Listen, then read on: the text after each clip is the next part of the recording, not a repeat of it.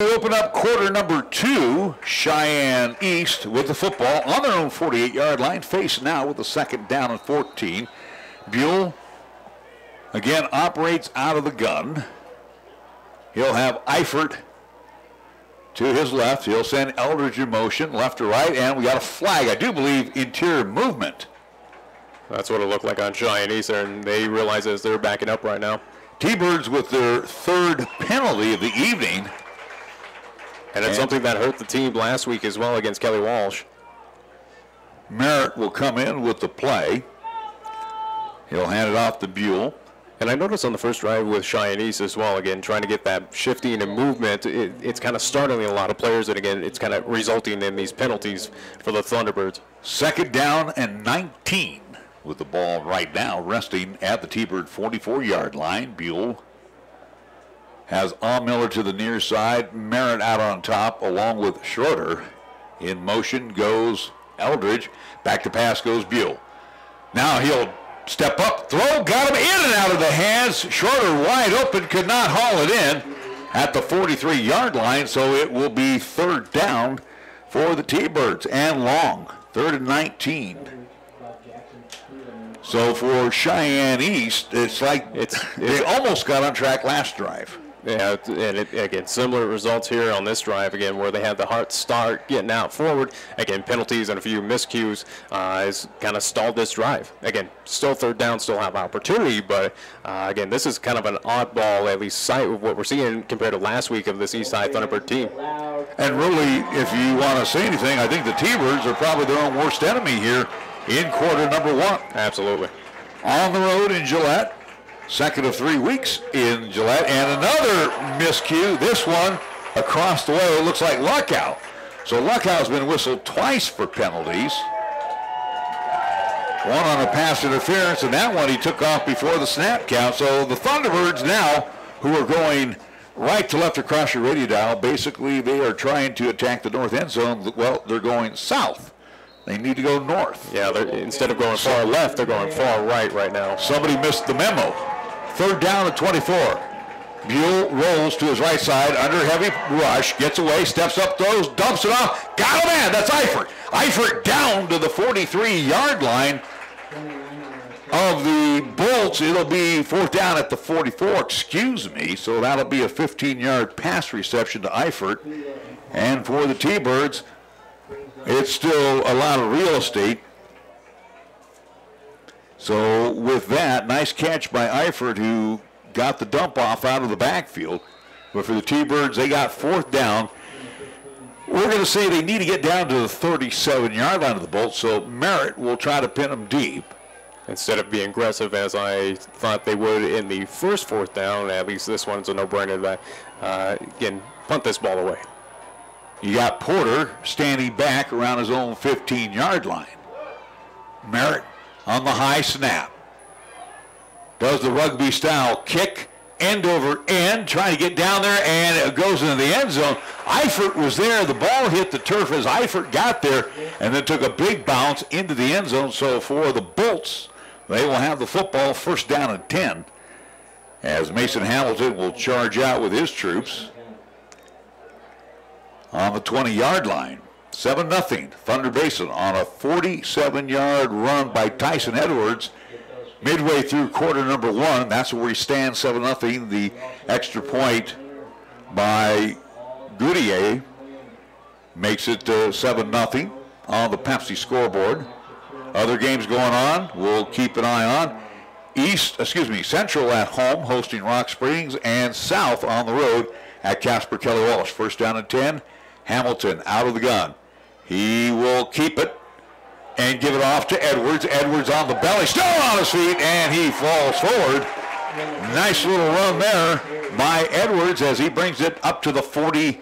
Check that to the 37-yard line. That is a 17-yard run for Tyson Edwards, who is starting to pile up the yards. And again, we saw a big running last week by Spiegelberg. Again, it is a growing issue right now for the Eastside Thunderbird defense. Again, allowing these running backs to look like superstars out there. First down and 10. And again to Edwards. Edwards tries to get to the 40, and he's knocked down at the 38-yard line, so give him 1 on the run. 2nd down and 9. I was actually thinking that Coach Pakula was going to probably put it up in the air. They're not afraid to mix up the pass and the run. So 2nd down, and we'll say 9. They gave him 2, actually. All right, we'll give him 2 as well. I thought it was more of a 1. A friendly 2. So the ball rested on the 39-yard line. 2nd down and 8. Hamilton claps his hands, back to pass, has plenty of time, steps up, throws, he's got a man in East territory. Down at the 40-yard line is one Tanner Richards. Richards gets inside to the 37. So 24 yards on that pass play for Mason Hamilton to Tanner Richards. Richards with 2 receptions right now for 26 yards.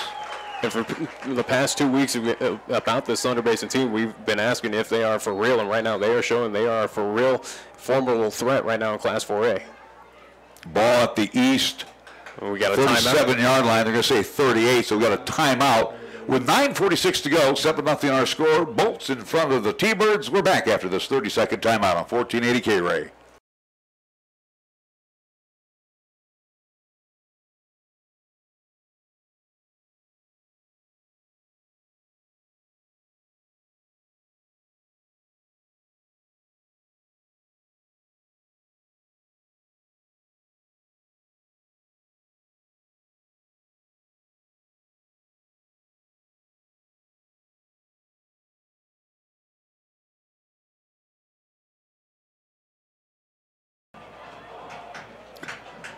After the timeout, Bolts back on the field offensively. The East defense returns. East right now not providing any type of pass rush on Hamilton.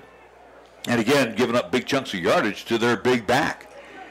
It is 1st down and 10 with the ball right now on the 38-yard line of Cheyenne East. Hamilton barks out the signals. He's got Porter to the near side.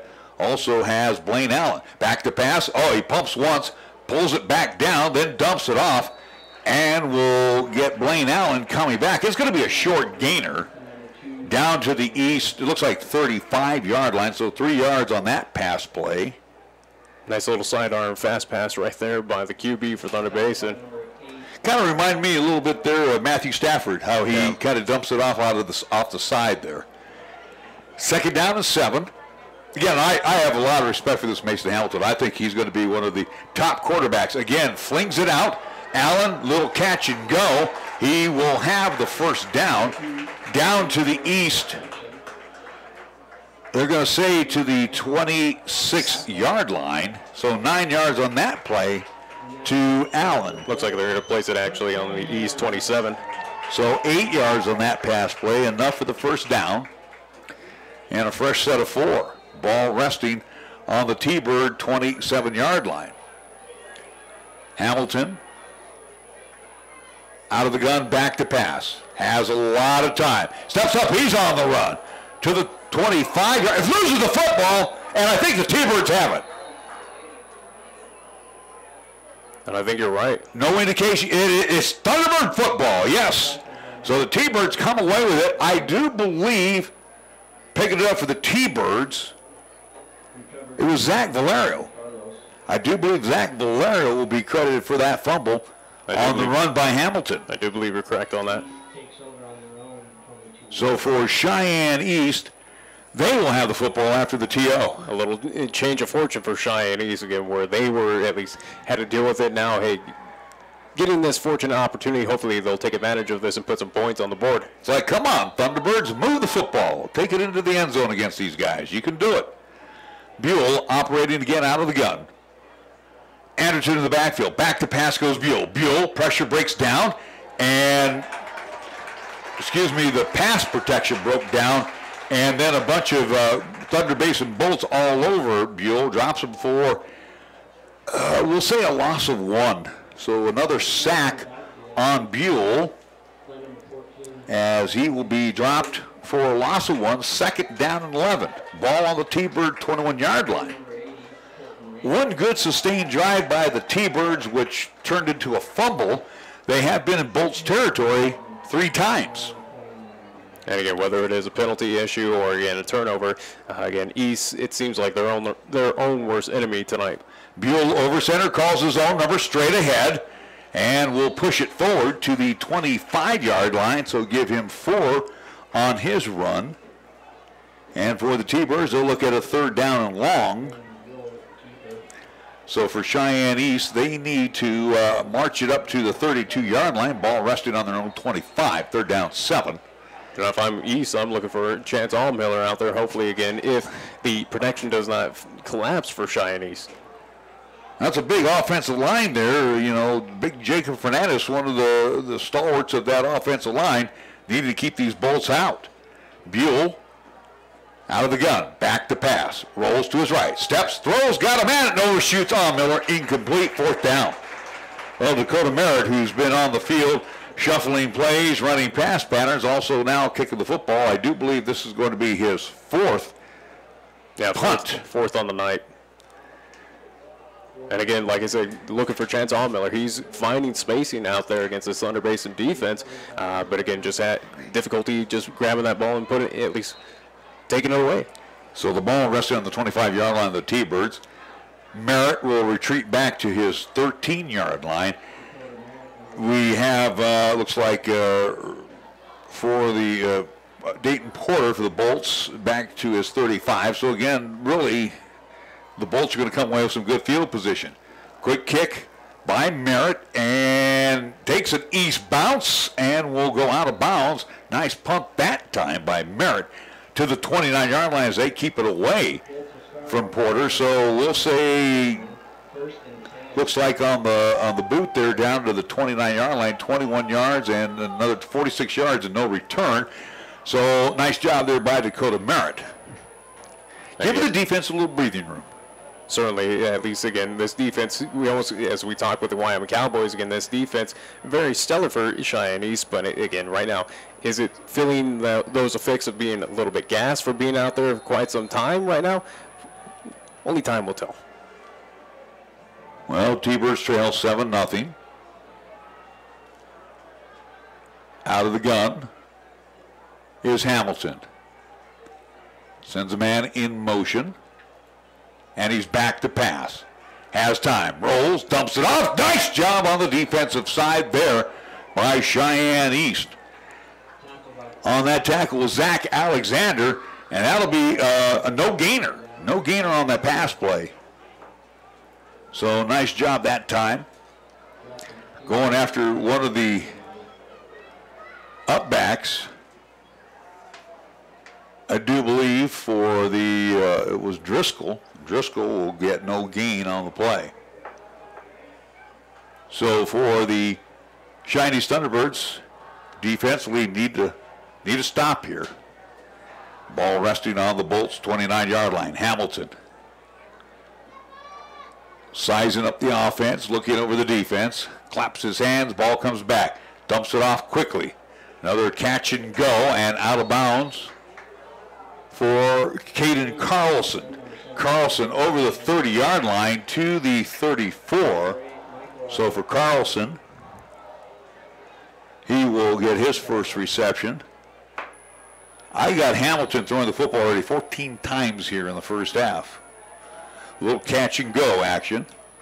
Again, for Hamilton, that doesn't seem out of the norm for him. Again, one of the most talented quarterbacks here, probably in Class 4A. Back to pass goes Hamilton. Hamilton under a heavy rush. Looking, and throws. Almost, it is picked off. Ends up in the hands across the way of Alexander. Alexander fumbles it. Or was he down? Alexander will pick it off. He returns it to the 19. But was he down? Yeah, Thunder Basin right now pointing that. No, it will be East football at the 9. Check that. It will be in the 14-yard line. Nice return by Zach Alexander on the INT, which covers roughly, Nick, I would say from the 37 down to the 14, so a 23-yard return by Alexander. He did cough it up. Yeah, he did cough it up, but they'll say that he was down before that happened. Again, phenomenal play. Again, at least on that interception, he juggled it a bit, but found a way to pull that and grab it in. So for the T-Birds right now, They're in business. Bolts 14-yard line. First down and 10. Buell and a whistle before the play. What do we got? Trying to take it forward was Anderton, but the whistle shut down the play. Another procedure call against the Cheyenne Thunderbirds, and that's going to drive Chad Goff nuts. Again, yeah, at this point in time, it's week 3, or at least game 3 for the East High Thunderbirds, again, creating inexcusable, at least, penalties. Chad Goff probably fuming right now on the sidelines. It is first down and 15 now for the T-Birds.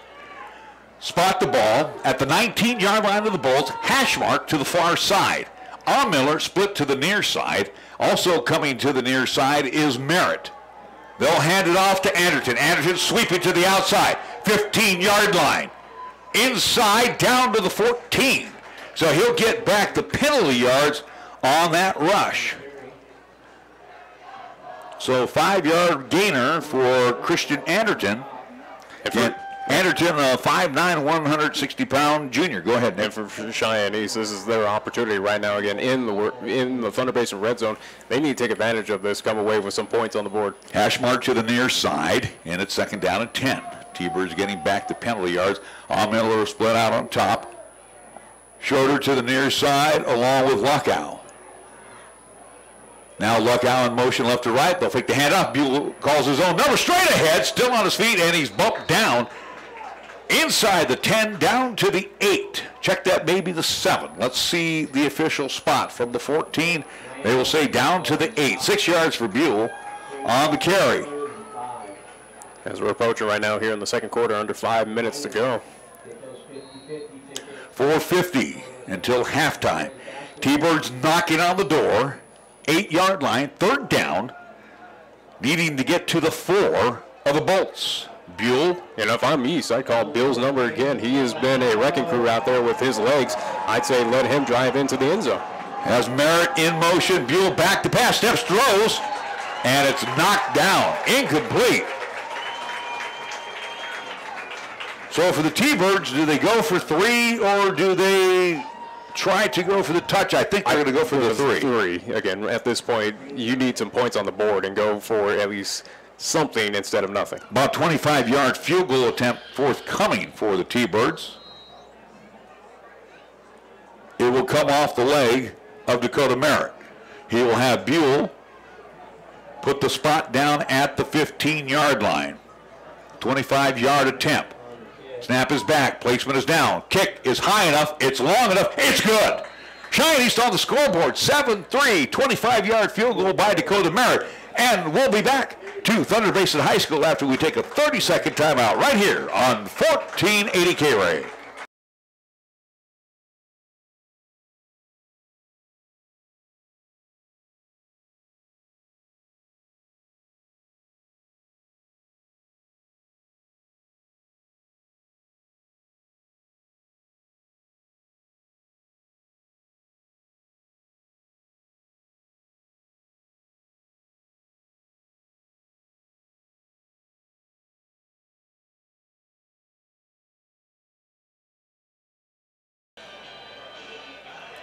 Larry Proetti, along with Nick Proetti, Jason Hamill, pushing all the right buttons back at the house in Cheyenne. We are in the Razor City tonight. Did you say Jason Hamill or how about Jacob? I said Jacob Hamill. Okay, just making sure. Again, you've had... Jacob, did I say Jacob? Nod your head. Thank you.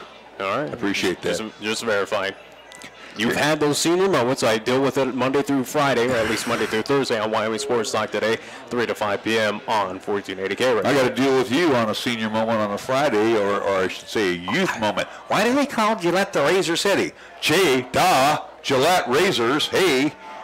Well, I didn't know that. Again, this place is known for coal, so that's why I got confused. Sorry. All right, so for the East T-Birds, they trail now by 4. Merritt has it teed up at the 40-yard line. Back deep will be, it looks like Porter, also back there, Blaine Allen. This will be a skidder on the turf. It's picked up by one of the upbacks, and he will drop to his knees and hit at the 32-yard line. That one was picked up by Cameron Durgin, the tight end. So good field position again, we'll say, for the Bolts at the 32-yard line.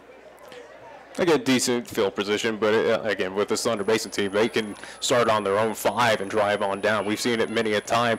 And again, how this at least this offense is operating, they certainly can do it right now. Hamilton with Edwards in the backfield. First down and 10, operates out of the gun. Claps the hands, and we'll give it off to Edwards out of the belly. And it will be, looks like, to the 35, so we'll give Edwards 3 on the play. After the 47-yard run, he did scamper for 17, but East on the last 3 runs have kept him in check. Which is certainly positive news for East High, again, at least containing these running backs for Thunder Basin. Allen to the near side, along with Tanner Richards. Once again, out of the gun. East showing blitz. And they'll give it off to Edwards. Edwards wide open on the far side. Oh my, he got past the backers for Cheyenne East and was in the open, and that was a scary thought. At least East will bring him down at the 46-yard line of the Bolts, but enough for the first down and then some. 11 yards that time. As we say, or as I was saying, they held him in check for the last couple of runs, and next thing you know, they allow at least one big one. He breaks through for 11 yards. Hold everything. We got a whistle. And the umpire, the back judge, says let's start it all over again. Back to pass goes Hamilton. He's got a man, and it's caught near midfield. That would be Driscoll making the grab. It's a short gain. So, and say it's incomplete. So, no catch. Second down at 10. Nice job on the defensive side by the Thunderbirds to make sure that Driscoll didn't come away with it. Matter of fact, on coverage was Brandon Deasing. Second down at 10. 3:30 mark on the Pepsi scoreboard. This time again, Edwards. Edwards inside East territory. Close to a first down as he bowls his way to the 41-yard line. Give him 8 yards on the carry, so it'll be third down and 2. And talk about a textbook run there again, lowering his helmet and just driving right through that East defense. Again, same thing we saw last week, Kelly Walsh with Spiegelberg. Again, we're seeing the same results right now with Thunder Basin. No huddle offense for the Bolts. They'll come up to the line, third down and 2. We're under 3 minutes to play here in the first half. Handoff. Hello. There we go. First down, as it looks like, as Hamilton will keep it himself, and he'll take it down to the 39-yard line of the T-Birds on the short run. It's only fair you have some technical issues, as I've had today as well. So yes, thank you very much. Hamilton rolls to his right side. He steps, he throws, he's got Blaine Edwards. Edwards crashes into his own guy at the 30-yard line, close to another first down. If not, he has the first down. Blaine Allen, that is, I should say. So Allen will get 10 yards on the pass. I think they're going to be just short of that first down, just by maybe. I would give it to them. They're going to call for a measurement. So the chain gang is going to have to run all the way across the field. At least the contest has gone by pretty fast. So, again, not a whole lot of stoppage of time from the referees. Again, just minus those need to call penalties. But, again, this first half at least has gone by pretty quick. Well, that too, and also the penalties that we have seen. And, you know, I'm usually one that says let the kids play. I mean, they've been blatant, you know, procedure calls. The one tackle by Luckow to save the touchdown pass. Looks like the nose of the football. 10 yards exactly. First and 10 for the Bolts as they are down to the East 29-yard line. So for the Cheyenne East Thunderbirds, defensively they need to bow it right now, bow the neck and strap it up. Because with Thunder Basin, they will receive the second half kickoff. And this is a team absolutely right now do not want to be down by at least 11 points going into the halftime. Edwards in motion. Breaking one tackle. Still on his feet. Down to the east 24-yard lines is Tyson Edwards. Riley Mitchell, I should say, was providing the lead block for him. So a hard-fought 5 yards that time for Tyson Edwards to the 24. As again, not quite in the red zone, but knocking on the door once again are the Bolts. Back to pass goes Hamilton. Steps, throws it in and out of the hands. Dropped. And that's a big drop right there by Driscoll. Caleb Driscoll dropping the pass. So it's third down. Stops the clock with about $1:59 to go here until halftime. I will try to give you some stats. Again, they will not be official. So we got a timeout called by the East T-Birds. Third down and 5 when we come back. Ball on the 24-yard line of Cheyenne East.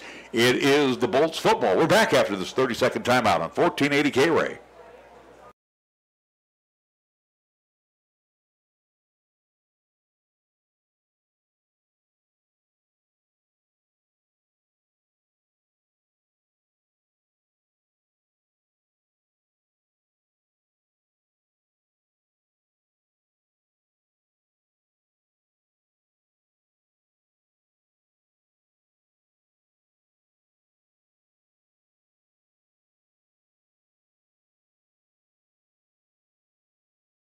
Absolutely gorgeous night tonight here in Gillette. It'd be a lot nicer if the Thunderbirds were on the front side of the scoreboard, but they trail 7-3. Absolutely. Last time I was here, it was a smoke-filled night against the South High Fighting Bison, but tonight absolutely beautiful.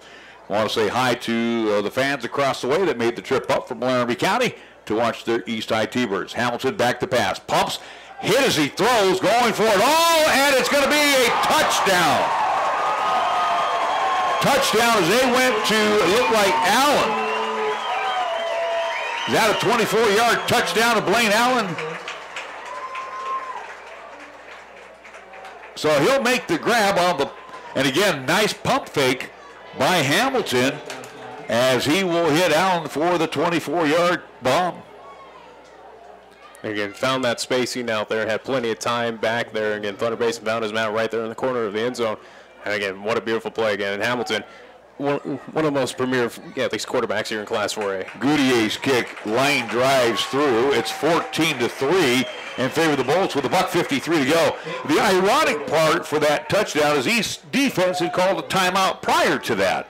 So we'll be back with the ensuing kickoff after this 30-second timeout right here on 1480 KRAE.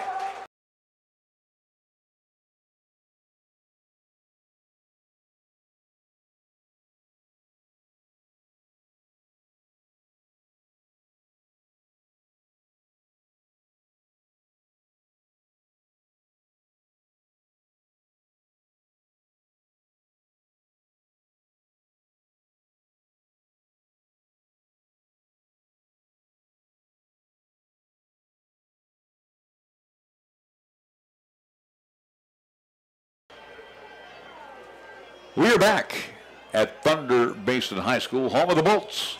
The Bolts looking to go 3-0 and serve up the first loss to Cheyenne East. And right now, same could be said for Cheyenne East for Thunder Basin. Again, both teams undefeated right now. Again, Thunder Basin in this contest really hasn't been tested at this point.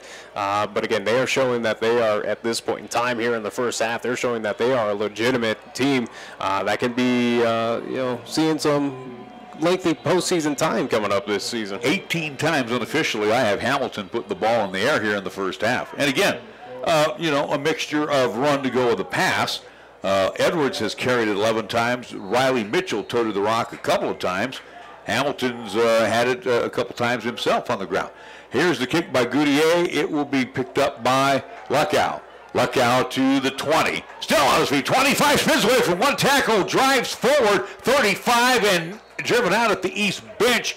It looks like around the 37-yard line. They did a little fake where he was going to fake the handoff to Ox Schroeder. Luckow on the far side gives the Thunderbirds pretty good field position. I do believe they have one timeout remaining. So the Thunderbirds have very little time, hopefully, to answer back. at their 37-yard line. It's certainly a team that we saw, especially against Kelly Walsh last week, where, again, they were, again, I do believe had a little bit more time, but did have that ability to get that quick strike and, again, anticipate that they probably could do it right now, too. Well, for the T-Birds, you got Luckow along with Merritt and Miller all to the near side. First down and 10 for the T-Birds. Buell back to pass, has time, steps, throws, and low into the turf and incomplete as he tried to hook up with Miller. Buell has missed on his last 3. If I look at Buell's numbers here for the night, I see that he is 4 of 9. So having a tough night throwing the football. Again, looking at those unofficial stats that you have in front of you. Those are Pop's Pro Ready stats. They may not be exact, but they are somewhere in the neighborhood. Thunder Basin doesn't do the generated stats like some high schools do. I don't know. They had a hard enough time getting you on on YouTube tonight. Yeah, you know. They'll hand it off to Anderton. Anderton busts through to the 43-yard line. Nice ball movement that time on the counter as Anderton will pick up, looks like for Cheyenne East, about 6 yards on that run. It's 3rd down and 4 for the East Thunderbirds, 11 yards for Anderton. Fumble, the snap, Buell, and he will pick it up, but the T-Birds will lose a couple of yards on the play. And I'll tell you what, I don't want to be in the locker room with the Thunderbirds when this is all said and done. And I do believe the Bolts have said, we need a timeout. We got plenty of time left. This is a high-powered offense. 70 seconds, well, they're running the clock for whatever. Yeah, that's the timeout clock. So with the 71 seconds left, Bolts 14, East 3, back after this 30-second timeout on 1480 KRAE.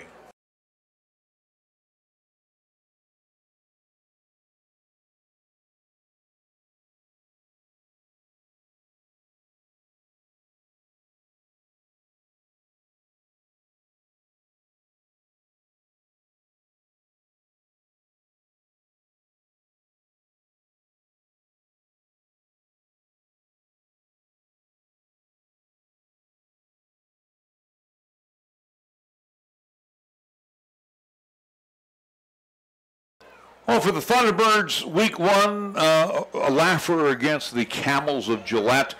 And again, things went right.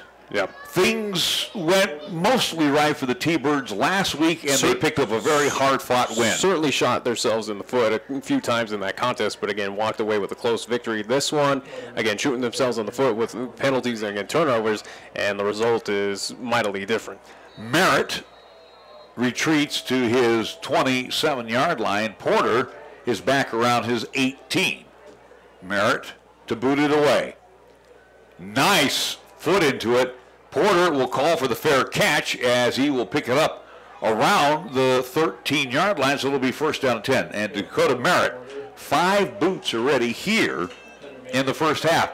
If you're punting that many times in the first half, that tells you your offense is pretty anemic. Yeah, again, for whatever reason, the East High, at least offense, has just been sputtering out. Again, had the one good drive, though it was due to an at least Thunder Basin turnover, but again, only lone 3 points for the Thunderbirds. Again, Chad Goff at halftime is not going to be too happy. We want to welcome you on the YouTube streaming site tonight, especially our friends in Cheyenne. Glad that we can get it back up and running. Nick will explain that stuff later. Pops is not that bright at that kind of stuff. We'll have to explain it on Monday. 1st down and 10. Rolling to his right side is Hamilton. He steps, he throws, and is it caught? Yes, it will be a catch by Allen. So Blaine Allen makes the grab and a 1st down. Again, as time clicks down right now. So Hamilton with 11 yards on that pass play to Allen. Allen with his 5th reception. 1st down and 10. Spot the ball. They'll say it's a 23-yard line. Hold everything. Now we got a whistle.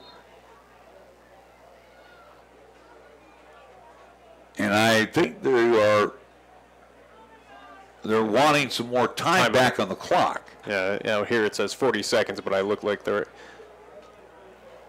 Now it's back to 54 seconds. So they wanted to add 14 more seconds. They were saying Allen was out of bounds, and they kept the clock running. So ball right now resting on the Bolts 23-yard line. Hamilton rolls to his left. Good pass protection. He wants it all going long, and it'll be almost caught by Michaeli off his fingertips and incomplete. 20th pass play by the Bolts. Do you think they saw something from last week's game against the Cheyenne East Thunderbirds? Did we expect anything else from Hamilton, however? Again, as we mentioned in the pregame, again, in the game we saw with Thunder Basin and Cheyenne Central, without calling off the Dogs in the third quarter, Hamilton was on pace to throw, it seemed like almost for 500 yards. 44.4 seconds to go. It's second down and 10. Bolts on their own 23-yard line. Do you think Hamilton will pass this one? Oh, I think he's going to pass on every down. No, he's not. He's going to give it off to Edwards, and Edwards is going to bust his way up to the 34-yard line. 11 yards for Tyson Edwards on his 12th carry of the night, and another first down. They'll set the chains up. They'll say on the 35, so we'll give him 12 yards. And the clock rolls. Back to pass goes Hamilton. He has time, plenty of time, and he will throw it away. Nobody open. Good defensive zone coverage that time by the T-Birds. And it's going to be second down with 30 seconds to go. Clock stopped on the Pepsi scoreboard with the ball resting right now at the Bolts 35-yard line. Right now, the T-Birds are not getting any pressure on Hamilton. Again, I think you give that credit to the offensive line with Thunder Basin of what they're doing. Again, that pass protection has just been nothing short of phenomenal this evening. So East rushing 4. Third down, and they'll call a reverse. And carrying the football and keeping it down the sidelines and out of bounds. We'll grab the number here. It looks like Blaine Brink, the senior. So Blaine Brink will bring it to the 41-yard line of Cheyenne East. So Thunder Basin breaking out the playbook tonight. Brink will pick up 24 yards on that run. And it seemed like East was sitting on their heels there, again, anticipating the pass from Hamilton. Again, got caught off guard with the reverse. First down and 10, ball on the 41-yard line of the T-Birds. Back to pass, straight drop back is Hamilton. He steps, he throws, got a man. Caught by Allen. Allen to the 30-yard line on the out pattern. He'll pick up 11 on the pass play. Again, the Bolts will get the opening kickoff here in the second half. Looking to tack on more. Ball on the 29-yard line. Give Allen 12 on the reception. Hamilton, back to pass. Plenty of time. Steps up, throws in and out of the hands. Looked like he was trying to come back to Allen again. Incomplete. Stops the clock with about 12 and a half seconds to go. If they were to trot out the kicking team right now, that would be about 46 yards.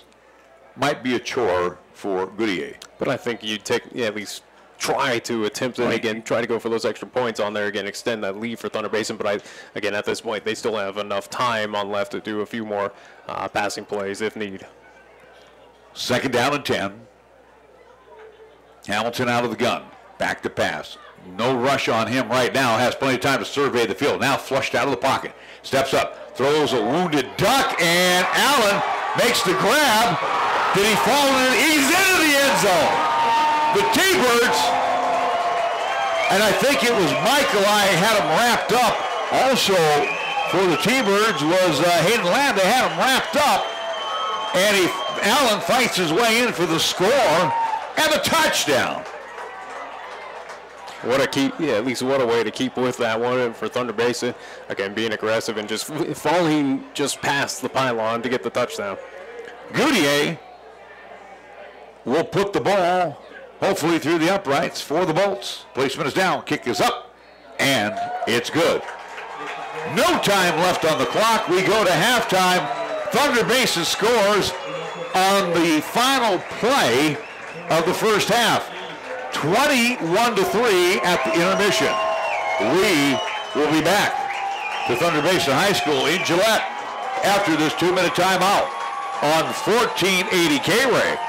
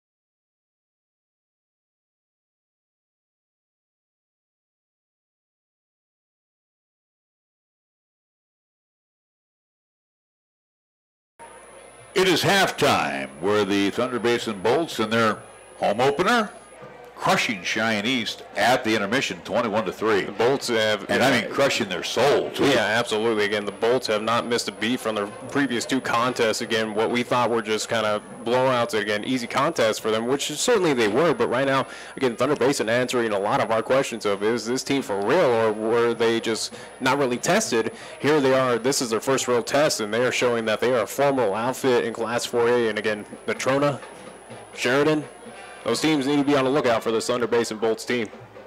Tonight's game being brought to you by our fine sponsors. Without them, we wouldn't be here. Again, wouldn't be doing all that we do, especially on our YouTube. I think we're only on the YouTube channel. We're only on YouTube tonight. Okay. Again, not Periscope, but hey, at least folks out there do get some way to watch tonight. And we do appreciate the folks here that at least got us back up and running. Absolutely. Too. The tech department here at Thunder Basin High School, again, thank you so much for getting us at least past that firewall and live tonight. At least, again, missed majority of the first quarter in our pregame show, but again, at least we are live for folks, for instance, in Cheyenne. Yeah, we do want to thank the athletic director, Mr. Siemens, for making sure that he could get somebody up here from the tech department, and again, that young man took care of you, so I do appreciate that. Tonight's game being brought to you by Pepsi of Cheyenne, Medicap Pharmacy, Key of Cheyenne, Lennox Auto Body, the Bread Basket Bakery, First Education Federal Credit Union, Fat Boys Tire and Auto, B&B Appliance and TV Cap Lumber Company, Halliday Motors, and MHP, McGee Hernan Pies. At the intermission, it's the Bolts 21, Cheyenne East 3. Also, we want to thank Terrell Honda, Baskin-Robbins, Cheyenne State Bank, Merritt Plumbing Heating, Chick-fil-A, Cheyenne Auto Repair and Service, the Gill Window Company, Best Western Plus, Frontier Inn, Little Philly, Jolly Rogers RV Sales and Service, Platte Valley Bank, Taco John's, Mars Plumbing Heating, First Year Bank, and Big Apple Bagels. Oh, by the way, I want to say a special thank you to my good buddy over at Fat Boys Tire and Auto on East Lincoln Way, Mike Hartman today, who pushed me to the front of the line. I noticed I had like a slow leak on the back, my back left tire. What, do you got some favoritism over there? What's going on? No. I said, hey, I got to take off to go to Gillette. And he said, hey, you know what? Let's see what we got here. And doggone it, my car just seems to always find every nail in this city. Do you think in Cheyenne. Do you think a corporate outfit would do that? No, at least local boys did that for you again. That is hometown grown Fat Boys Tire and Auto. So we do want to thank them very much for taking care. I told my buddy Mike I was going to take care of him tonight. And again, remember, Fat Boys Tire and Auto, they have 2 locations. They're out on West Allison Road. And, of course, the one I always go to right there on Eastlink Way next to Cap Lumber Company. So, again, thank you again to Mike Hartman. You demand. Appreciate it. All right, we're going to take a timeout. We'll come back. We'll take a look at some stats. We also have a scoreboard. Matter of fact, let's go to the scoreboard before we take the timeout. Number 2, Natrona, and number 1, Sheridan are battling at Cheney Alumni Field. Yeah, over at Cheney Alumni Field. Right now, number 2, Natrona County has a 14-0 lead over the Sheridan Bronx. Again, a game everyone around Class 4A is watching. Here, at least number 5, Casper Kelly Walsh in Casper. Again, a game we were supposed to do, unfortunately, due to a little scheduling conflict. Again, we had to move our game over here to Gillette's, but Kelly Walsh, the Trojans, leading Cheyenne South 13-7. Cheyenne South finally get some points on the board, so congratulations to Fighting Bison. Again, at least a good effort right now, and again, a close game over there at Harry Gelding Stadium. Laramie up 34-0 in Laramie against the Campbell County Camels. That is in the second quarter. And then going into the fourth quarter, how about this one? Rock Springs 8, Central 0. How about that? They're in the fourth quarter. Wow. So still a chance for Central to at least get the victory in that one. Well, they definitely need to get that equalizer. So right now here at the intermission, it's 21-3. We'll come back. We'll check out on some first half stats after these words right here on 1480 KRAE.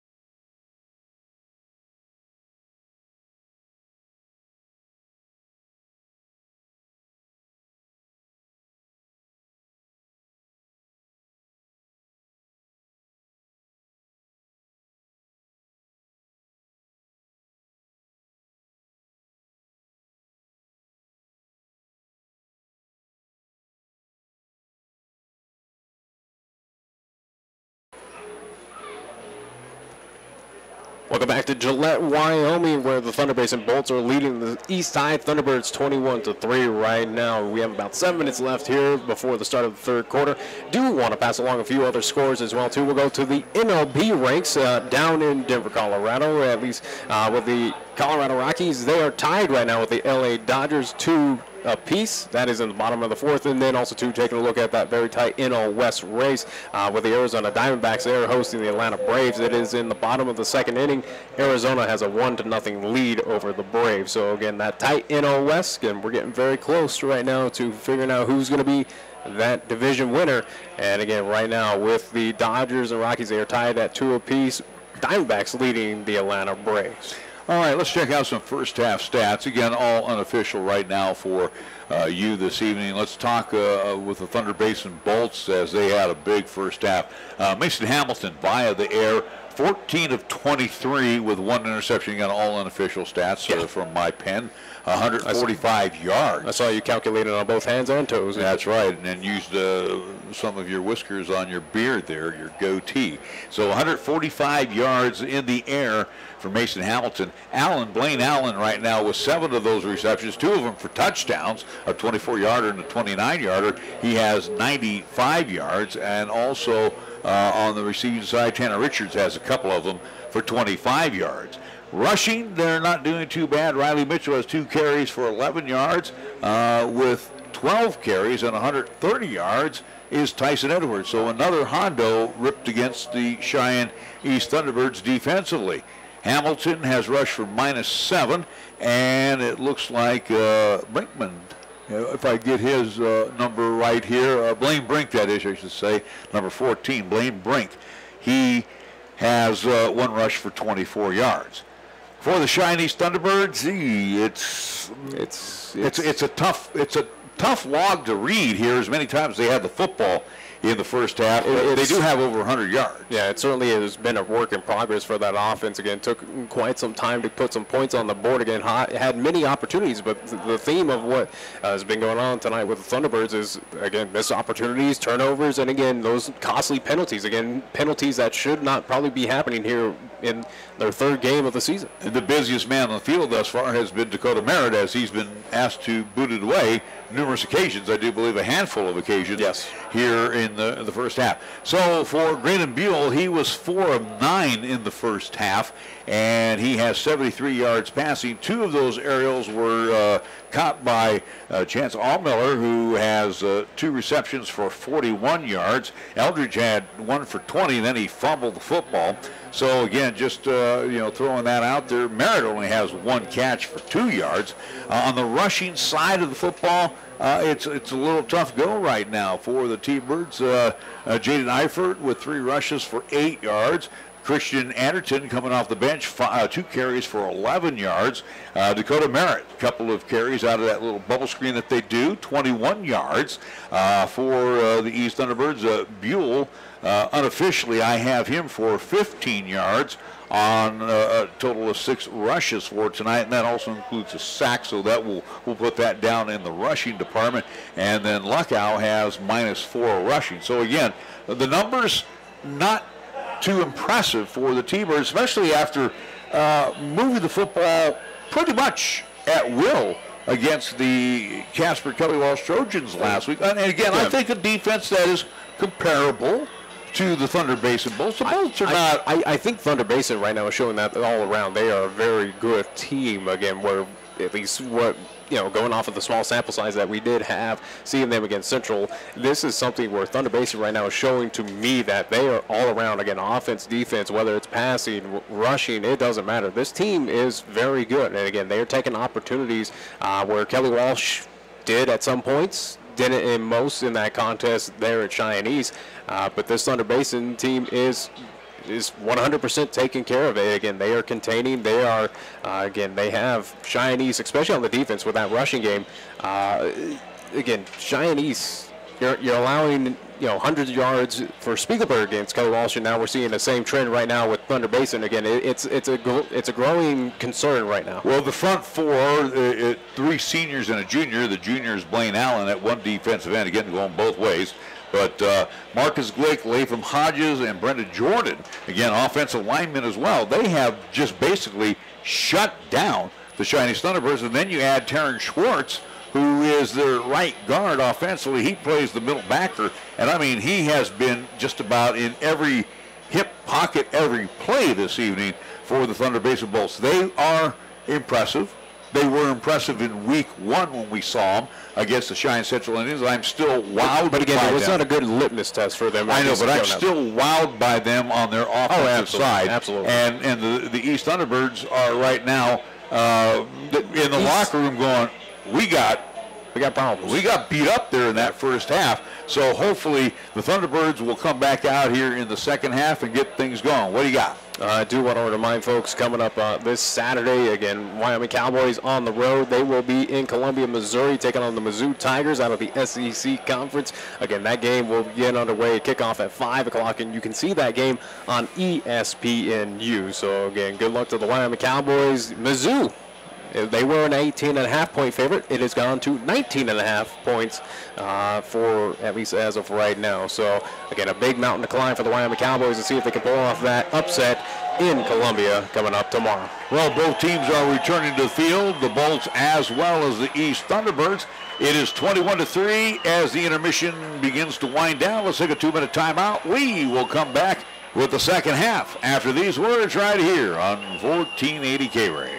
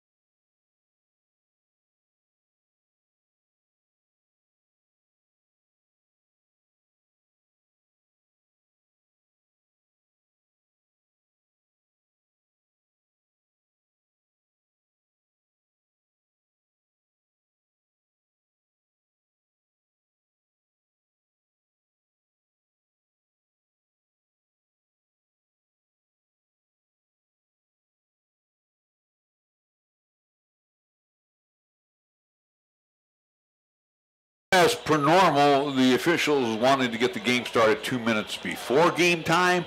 The halftime is 15 minutes, and the teams come out and they get 3 minutes. Now, this definitely, next time we get a chance to talk with Ron Laird, we got to write these things down because it's like, if halftime's 15 minutes and the teams come out with a minute to go, why are they given 3 minutes to warm up? I guess I'll get on the call for Ron to see if we could talk with him on Monday next week. Ask him why the officials want to start early but allow them an extra 3 minutes. I don't know. I don't have a crystal ball in here. Hey, you got an update in scores right now. How about this? I got a big one, at least in the city of Cheyenne. Central, guess what? They put up that 8 spot. They tied that game against Rock Springs 8-8, and it is heading into overtime. So the Central High Indians, at least right now, have that opportunity to get their first victory on the season. So congrats to them. Hopefully they will pull it off. Laramie up 34-0 over Campbell County. That is still in the second quarter. At least Kelly Walsh is at halftime. They're leading Cheyenne South 13-7. South finally getting some points on the board this season. So congrats to them.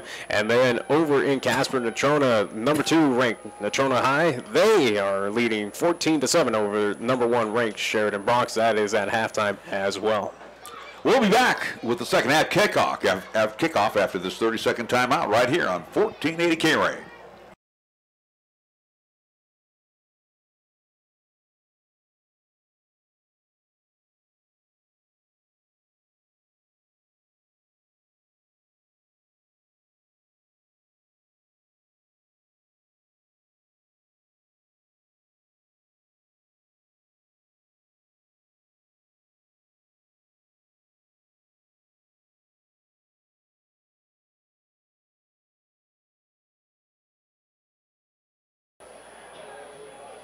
The Cheyenne Thunderbirds and the kickoff team come back onto the field as Dakota Merritt has it teed up at the 40-yard line.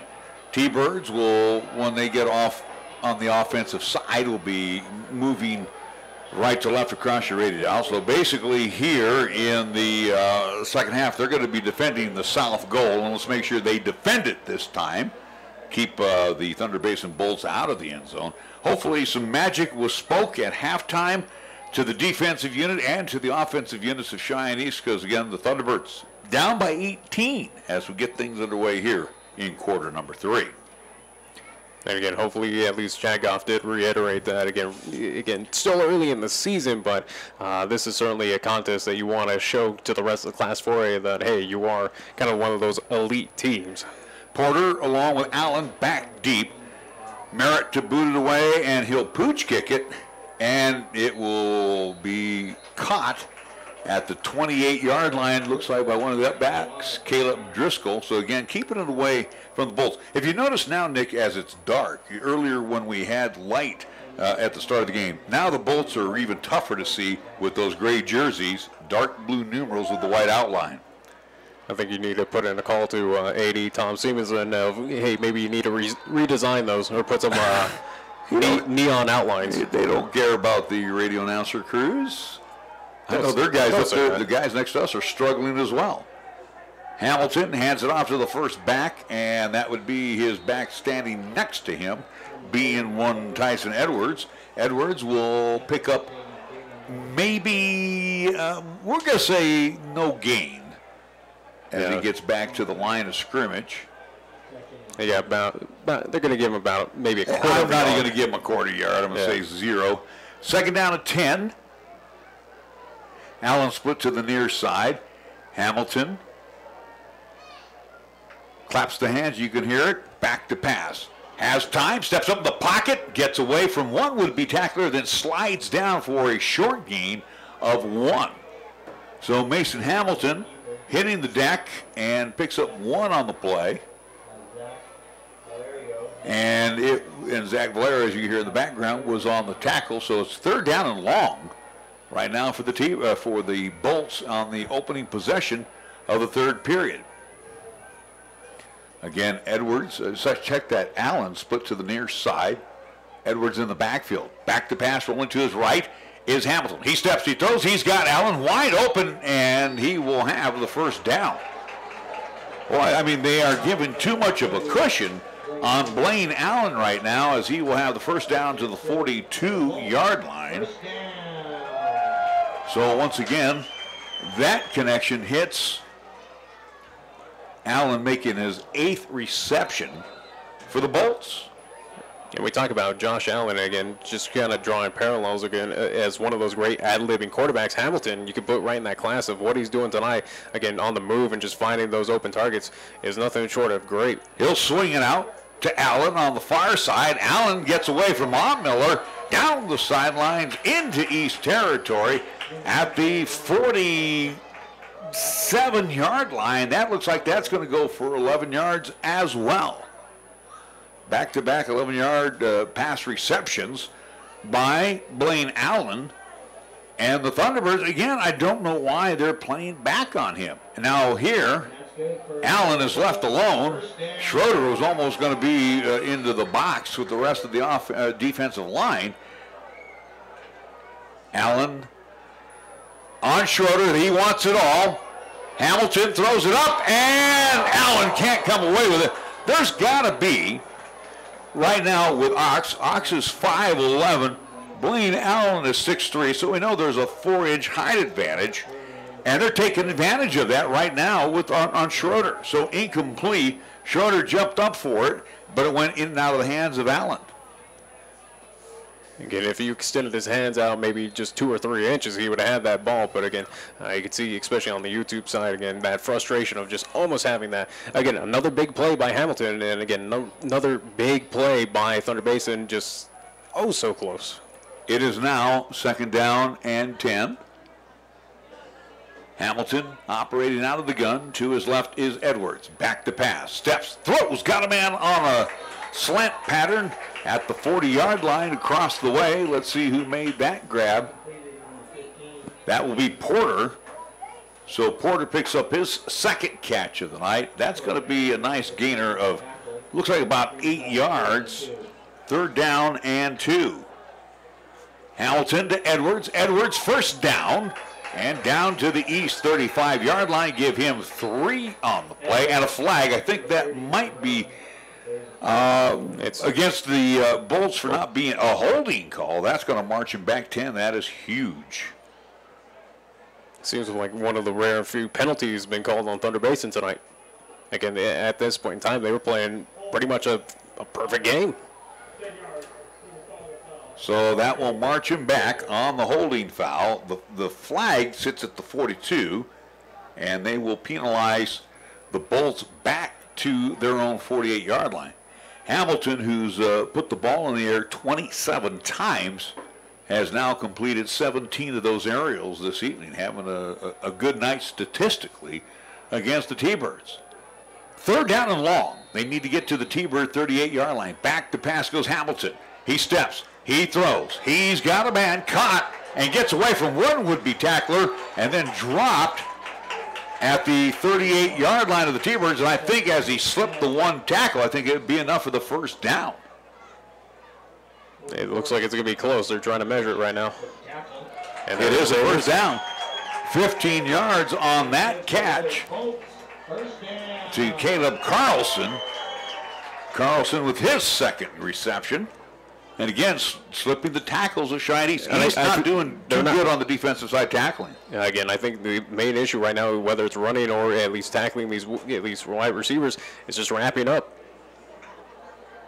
Handoff, no, fakes the handoff, pulls it out of the belly, dumps a real short pass. Grabbing it on his knees was Edwards. Or Tanner Richards, that is, excuse me. Richards making the grab. It's a very short gain. Looks like of about 3 yards down to the 34-yard line. Richards with his third catch of the night. Second down and 7. Ball on the east 34-yard line. This time they will give it off to Edwards. Edwards tries to go off tackle as he slants back inside. Maybe a yard to the 33. And it'll be third down and long again with the ball resting on the T-Bird 33-yard line. Under 9 minutes to play.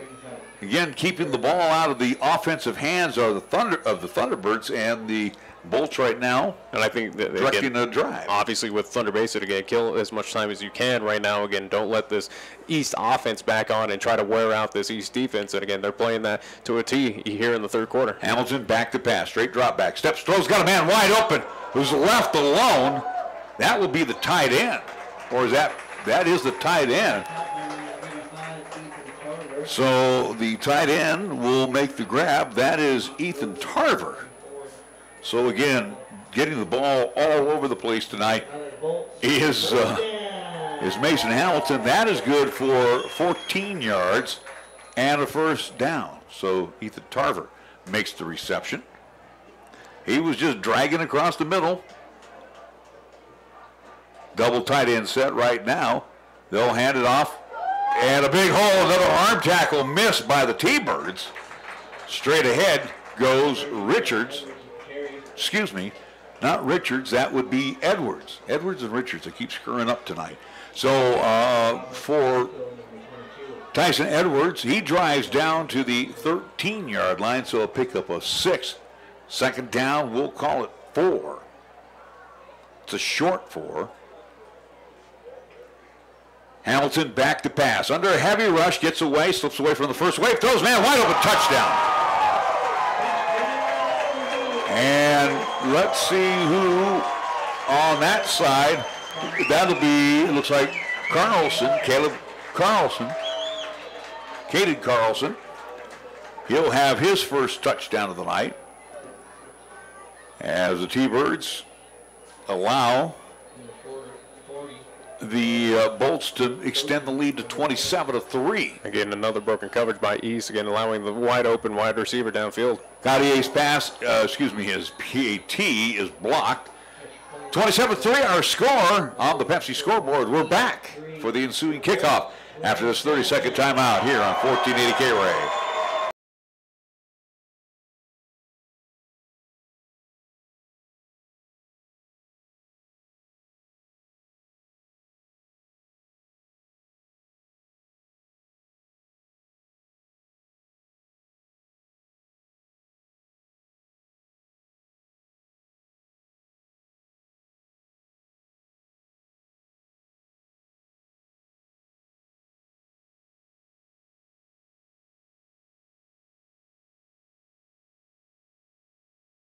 So a 23-yard touchdown pass to Carlson. PAT is blocked by the T-Birds.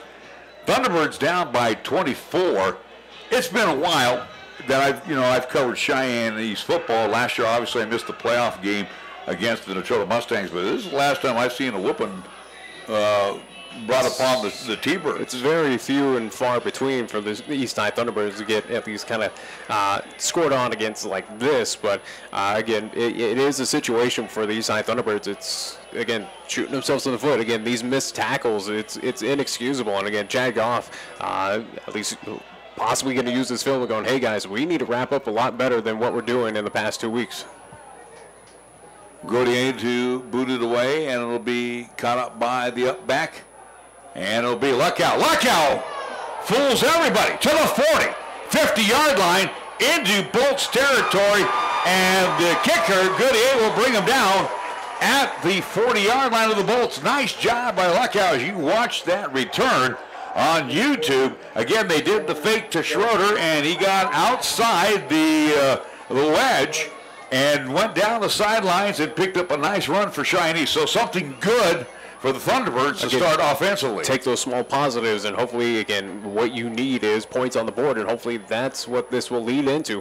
Again, avoid turnovers, avoid those penalties. I'm looking here on my stat sheet again, all unofficial, but I see Hamilton with 31 passes. Tell me in high school, how many that any team ever throws the ball 31 times? There's probably a Texas school that does that. Buell back to pass under a heavy rush, and he'll be brought down. Again, the T-Birds cannot sustain their blocks, and right now, really, if you think about it, with the Bolts, they just got to pin the ears back. They know the Thunderbirds have to put it in the air. Absolutely, and again, that's what they're anticipating, throwing out those blitz, and again, overwhelming this East High offensive line. Again, this is a completely different team of what we're seeing out there than what we saw last week against Kelly Walsh. It's almost stunning. Loss of 6 on the play, back to the Bolts' 46-yard line. Buell will operate out of the gun. Eifert to his left. Hand it off to Eifert. Eifert straight ahead. Gets back the lost yardage, and he will bowl his way down. Let's see if they spot him at the 36-yard line. That was a nice run by Jaden Eifert. 10 yards on the carry. That's only his 4th rush for 18 yards. So nice job by Eifert. Down to the 36-yard line for the T-Birds. They're faced with a 3rd down, long 6.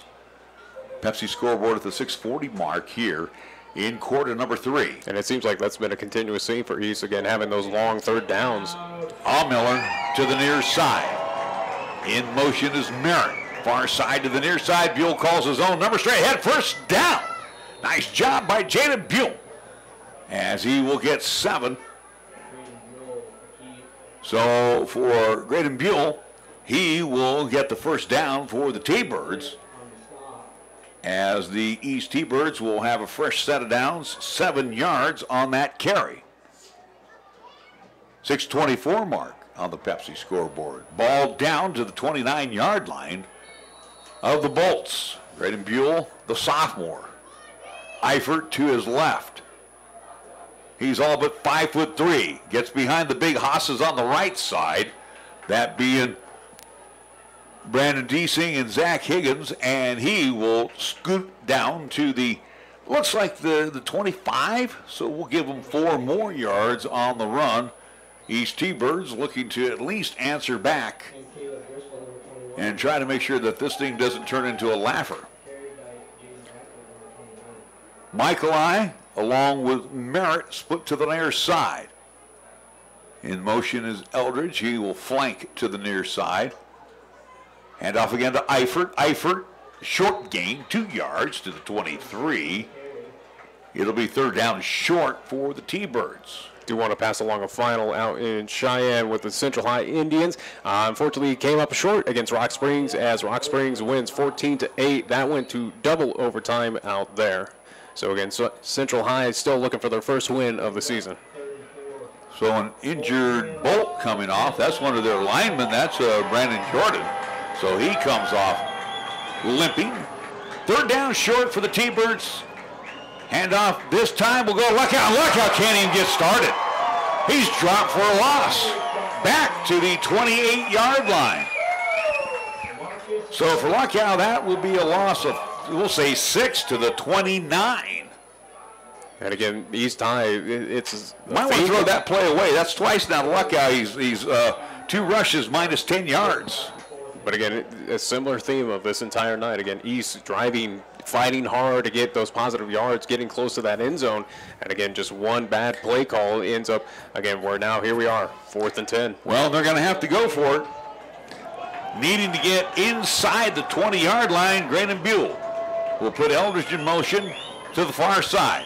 Buell rolls, stumbles, still on his feet, looking, steps, throws, got Allmiller, and throws behind him, incomplete. And Buell took a big shot on that one. And there's a late flag that comes down. I think it's going to be against the Thunderbirds for unsportsmanlike conduct, but like you said, Buell took a shot after he unloaded the pass. So be interested to see what the call here. If it was unnecessary roughness after the play. It will be against, I'm venturing to say it'll be against the Thunderbirds. And again, nothing wrong with protecting your quarterback. Absolutely. But, and again, with that Buell hit, he hit the ground pretty hard on that one. So again, their referees huddling up with one official. Now we'll get his decision.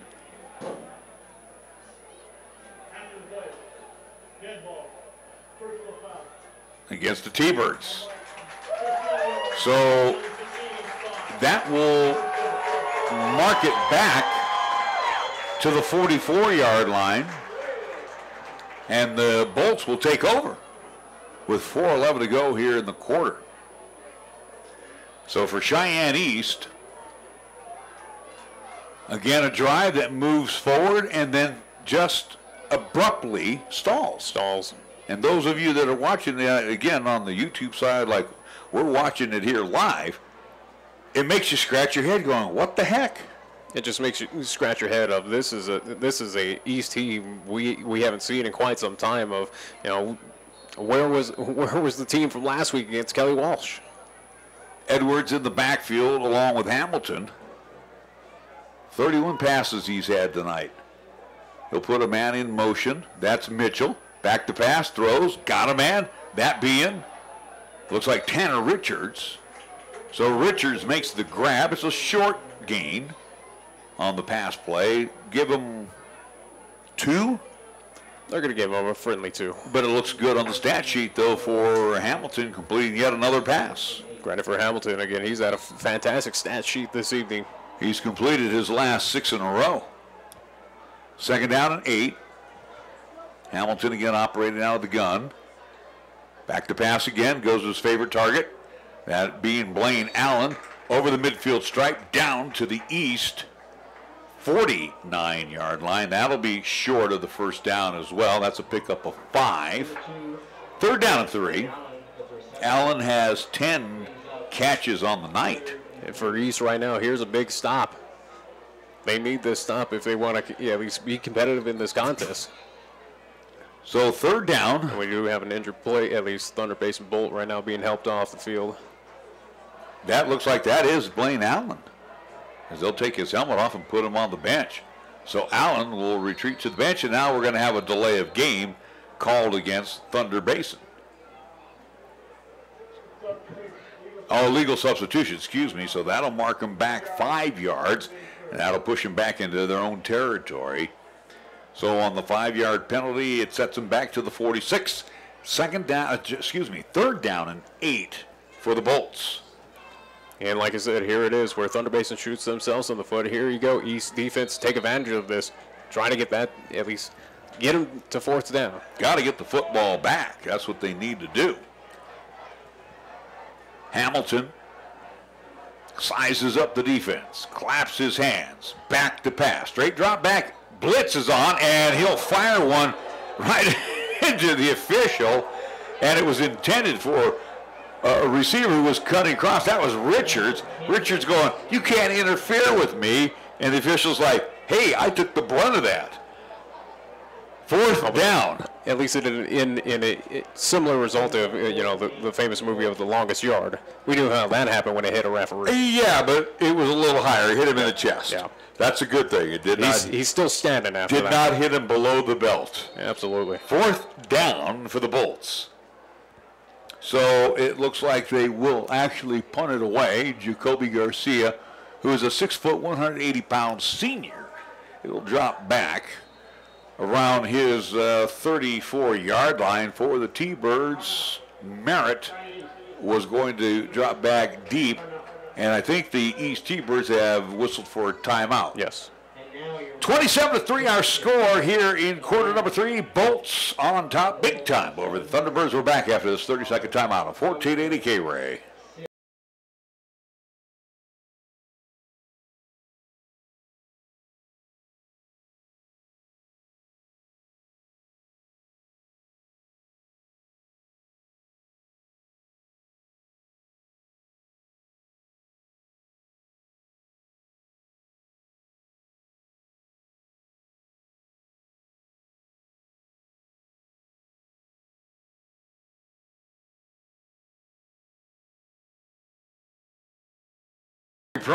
Nick Proani, Jacob Hamill back at the house. Hey, you got it right this time. Congrats. Yes. You get a, let's see, you gave me a Kit Kat. There you go. I'm on that one right after the ball game here. 2:44 remaining in period number 3. You're going to need all the sugar and caffeine to get all the way back to Cheyenne after this one. Need a pot of coffee to make sure that I don't hit the deer and the antelope where they play at here in Gillette.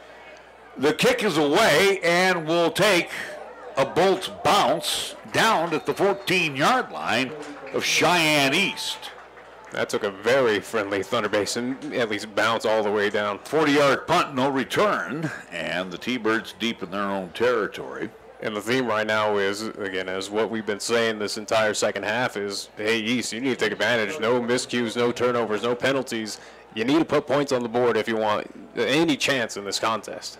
You know, we all say extra innings in baseball. We get free baseball. How about some free football tonight at Risky Field? Unfortunately, Cheyenne Central could not come away with the win tonight. They lose to the Tigers 14-8 in double OT at Risky Field. The Indians now drop to 0-3. Eifert will move to the right of Graydon Buell. Buell to Eifert. Eifert trying to get behind the big hosses and dropped immediately, maybe back to the line of scrimmage or a loss of 1. Yeah. We'll just say, it is a loss of 1. Second down and 11 for Cheyenne East. And moving in the incorrect way, East High Thunderbirds. Again, you want to move left across the radio dial, not right. And the last time that the Thunderbirds were pushed around, correct me if I'm wrong, because I was in Arizona, it was against the Casper Natrona Mustangs in the semifinal round of the playoffs. They got pushed around, but here, right now, the Bolts are having their way with the T-Birds. Home opener for Thunder Basin after going 2-0 in Cheyenne. Back to back goes Buell. Buell fires to Michaeli. He makes the grab. Nice diving catch at the 24-yard line. That should be close to the first. They're going to say it is a first down to the 25. So a 12-yard pass reception from Cameron Buell to Cole Michaeli. His first catch of the night. Buell, 1 of 2 here in the second half. Clock at about $1:30 to go. Schroeder and Merritt to the near side. Out on top is Miller. Buell operating again out of the gun. In motion is Dakota Merritt. Back to pass goes Buell. Pressure on him quickly. And down he goes.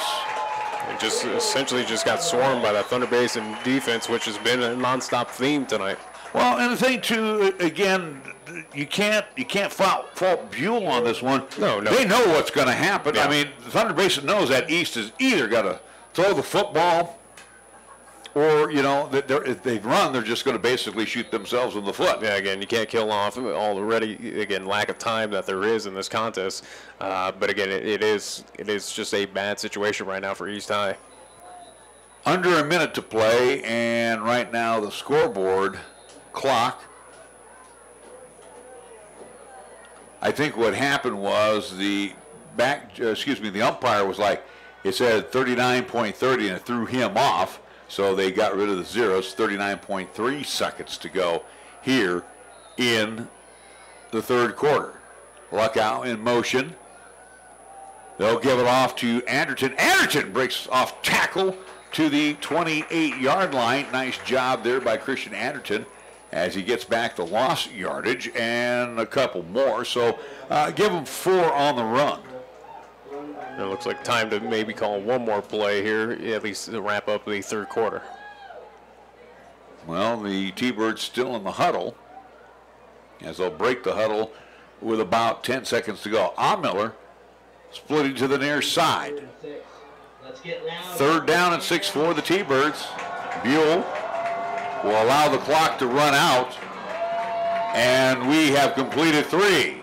So quarter number 4 when we come back with the Bolts leading 27-3 over the T-Birds. We're back after the 60-second timeout on 1480 KRAE.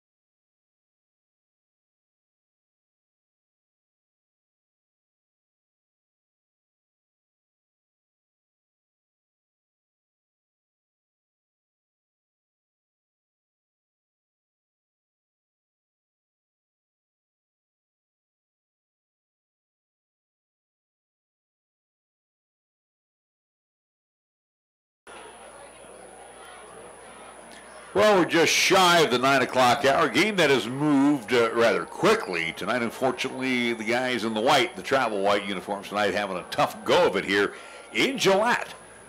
Thunderbirds on their second trip up here, and this time with the Bolts, they're getting pushed around. And they're going to have a hard time right now. Again, 3rd and 12, trying to get that first down. Buell back to pass. Going long, got a man downfield, can't get it to his receiver sprinting downfield, that being Ox Schroeder. Led him by about 3 yards, incomplete. Yeah, well overshot his receiver down the field. So for the T-Birds. However, if he was able to put it on target, though, there was nothing but open turf for him to get that lone T-Bird touchdown of the night. Schroeder had about a step on his coverage. So for the T-Birds again, Dakota Merritt been very busy, especially in the punting game for the T-Birds. Back deep will be Porter. Ball right now on the 40-yard line. Merritt retreats back to his 27. Porter stands around his 20-yard line. Merritt this time will kick it away from Porter as it dies on the turf and will be downed at the 23. So for the Bolts, they will have good field position. I shouldn't say good field position. They really haven't had bad field position throughout the night. This is kind of normal field position. Again, they've taken position throughout this field and, again, driven it down the field and put up points. So they've had good sustained drives. Yeah, That's absolutely. the thing that you got to give the Bolts their credit on tonight. They're looking to go 3-0 and hand East their first loss. Speaking of East, we will have the T-Birds again, third consecutive week, next Friday night, as they will play host to the South High Fighting Bison, who's putting up a good fight right now against Casper Kelly Walsh in the Oil City. Hamilton operates out of the gun with a 24-point lead. Ball on his 23-yard line. He steps up, fires, got a man. It's going to be a very short gain, and let's see who makes that catch. That would be Richards. Richards has been the short guy, and I don't mean that in height-wise, but it's going to be no gain on the pass completion. Do want to give a quick update out of Casper with Kelly Walsh. They are leading Cheyenne South now 34-15. That has moved into the fourth quarter. Second down and 10. Hamilton will pitch it back. Edwards got up in the backfield, and a flag comes in, I do believe. And that looks like that's in the area of holding. Edwards will get back to the line of scrimmage. Maybe one. We'll say one, but we'll hold the phone here just simply for the fact. That came in, again, with it came deep in, at least in defensive the holding on the Thunderbirds. So that will come with an automatic first down. Wow. As I say, yeah, because they threw that in the backfield of Cheyenne East, so only could have imagined but that. Usually when the umpire's throwing that flag, Nick, he's seeing holding on the offensive line. I guess he saw it from the tail end there way in the back. So a 10-yard penalty, and that will march the Bolts to the 34-yard line as, again, the clock is in the fourth quarter, and we check in at 10:22 on the Pepsi scoreboard. So for the Bolts, first down, 10. Thunder Basin 34-yard line. Hamilton, who's gone all the way, will give it off to his back, Edwards. Edwards buster with a big hole to the midfield stripe, driven out at the 40-yard line, 41-yard line of Cheyenne East. 25 yards for Tyson Edwards on that carry, and into East territory at the 41. What a run that time. And again, the arm tackling has just killed the T-Birds tonight. Operating out of the gun once again is Hamilton. He licks his chops here on first down and 10. Give it off to Edwards again. Edwards breaks another tackle. Still on his feet. 30-yard line down to the 28. 13 more yards for Tyson Edwards. And to I guess, to the point of the defense right now for Cheyenne East, Tugs are out. These guys have been on the field way too much tonight. Yeah, again, it's a similar situation what we saw with Wyoming and Washington State. This team is just kind of, at least this defensive side, is just gassed out of how long they've just been abused out there right now. And they'll hand it off to new back that is checked in. That looks like Jackson Pakula. Pakula, who is a sophomore. He gets his first carry of the night. I wonder if he's related to head coach. I'm going to go out on a limb and say, yeah. Hamilton hooks up with his receiver who breaks one tackle and then drives down to the 9-yard line. That being Porter. So Porter with a 15-yard reception. And another first down, hold everything. Is there a flag? There is a flag, I do believe so. And Hamilton not happy about the flag. So they're going to discuss it with the T-Birds, I think. So, I do believe they're going to call on sportsmanlike. Personal against the Thunderbirds. You're kidding me. Wow. Boy, a night that could go wrong in every aspect of the football game has for the T-Birds. So that'll back at least that defense up just as much. We'll take it from the 9 to about the 4.5. Now they're talking it over with, looks like Terrence Schwartz. Oh, legal substitution, that is the call. Excuse me. So, again, that is a 5-yard penalty, and they will refuse that. So the T-Birds now, on the defensive side, will call a timeout, and I think that's just to, give them a breath of fresh air here. 27-3 our score. We will be back after this 30-second timeout here on 1480 KRAE.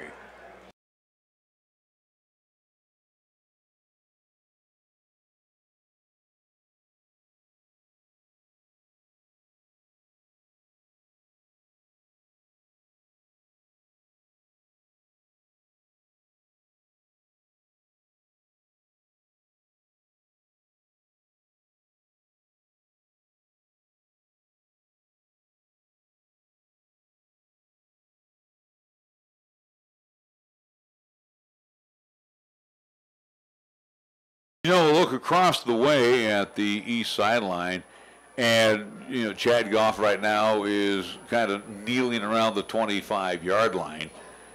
I think this team is just shocked by how potent. They knew this was going to be a tough game, but I think they're just shocked at how. I think absolutely. Again, the Bolts have pushed them around. Thunder Basin has proved, at least they've shown that they are for a real team, but also too, again, I think for Chad Goff, also too, a little shocked of how his team has been playing after, again, that great win that they had against Kelly Walsh last week. First down at the 9, Pakula in the backfield. They'll pitch it back to Pakula. Pakula stutter steps, and then will drive down to the 6-yard line.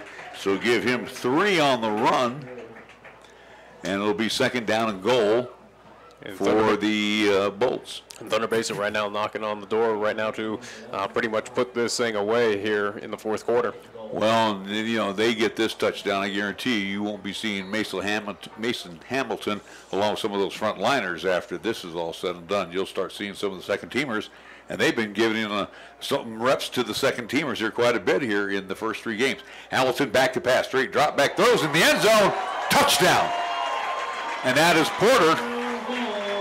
So Porter makes the grab from Hamilton. 5-yard TD.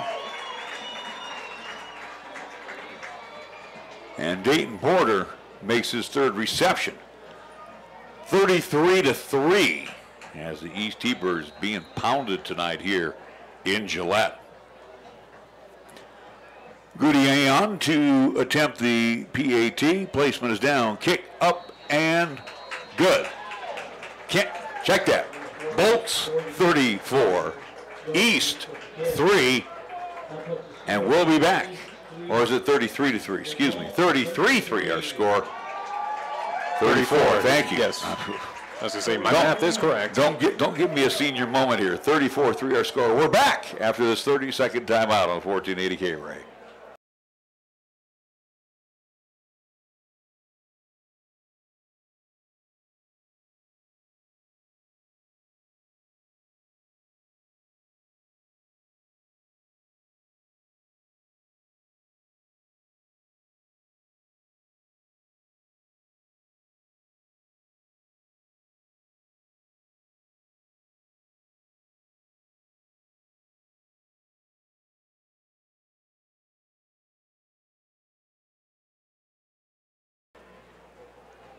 Well, if you're wondering if the Bolts are for real, Absolutely, and of course with the Bolts right now, they put up about 140-plus points through 3 games, so that kind of tells you and they again, know how to get the ball in the end zone. And right now against the number 3 ranked the Cheyenne East Thunderbirds, again, an impressive team, an impressive performance, again, impressive 3-0 start right now for the Thunder Basin Bolts.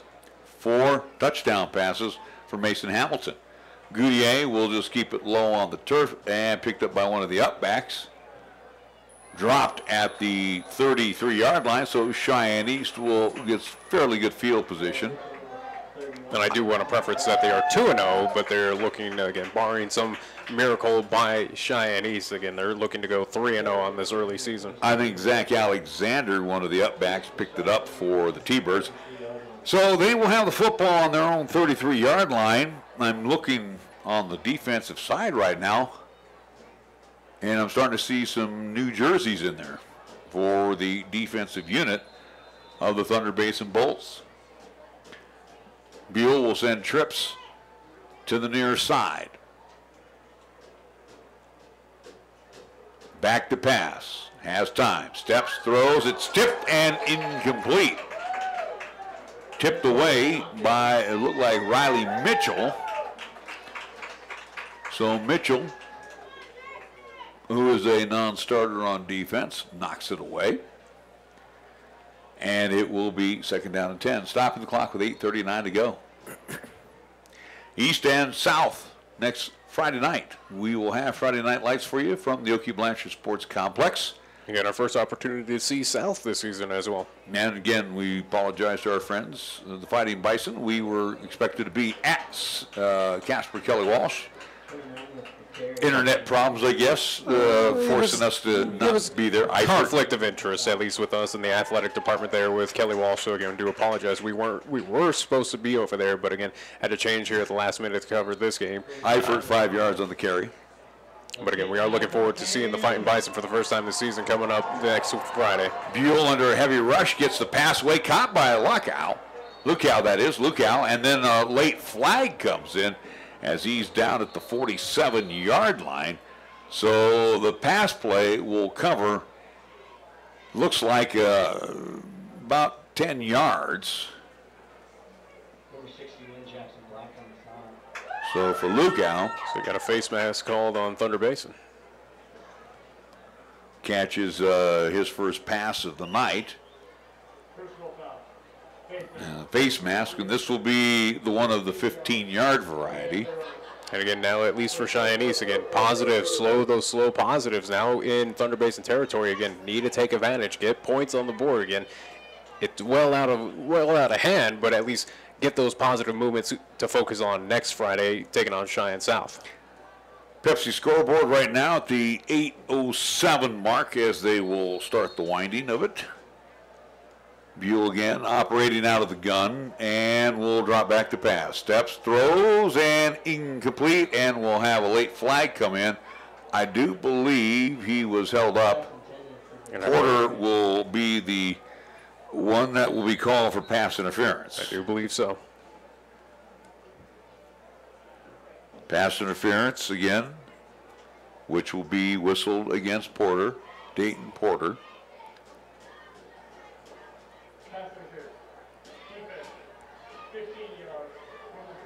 So 15 yards. So 30 yards for Cheyenne East, at least in freebies, thanks to Thunder Basin. So again, here's this opportunity. They're handing you this opportunity. Take advantage. Down to the 24-yard line of the Bolts.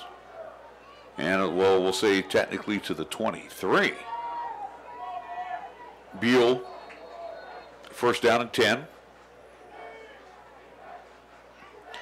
Looks over to the sideline of Cheyenne East. Gets the play. Out of the gun. Back to pass. Steps, throws, got a man on the far side. That's Merritt. Merritt to the 10. Inside the 10-yard line. Down to the 8, 15 yards on that aerial from Buell to Dakota Merritt. Merritt with his 3rd catch of the night. He has 3 for 29 yards. Ball on the 8-yard line. 1st down and goal for Cheyenne East. I do believe the first time they've been in the red zone, at least in the second half. Anderton, the lone back in the backfield. He is to the right of Buell. Operated out of the gun. Back to pass goes Buell.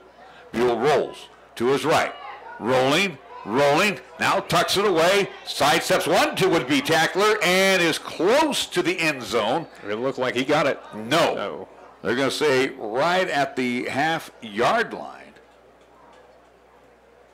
So quickly, Schwartz will come back in for the Bolts.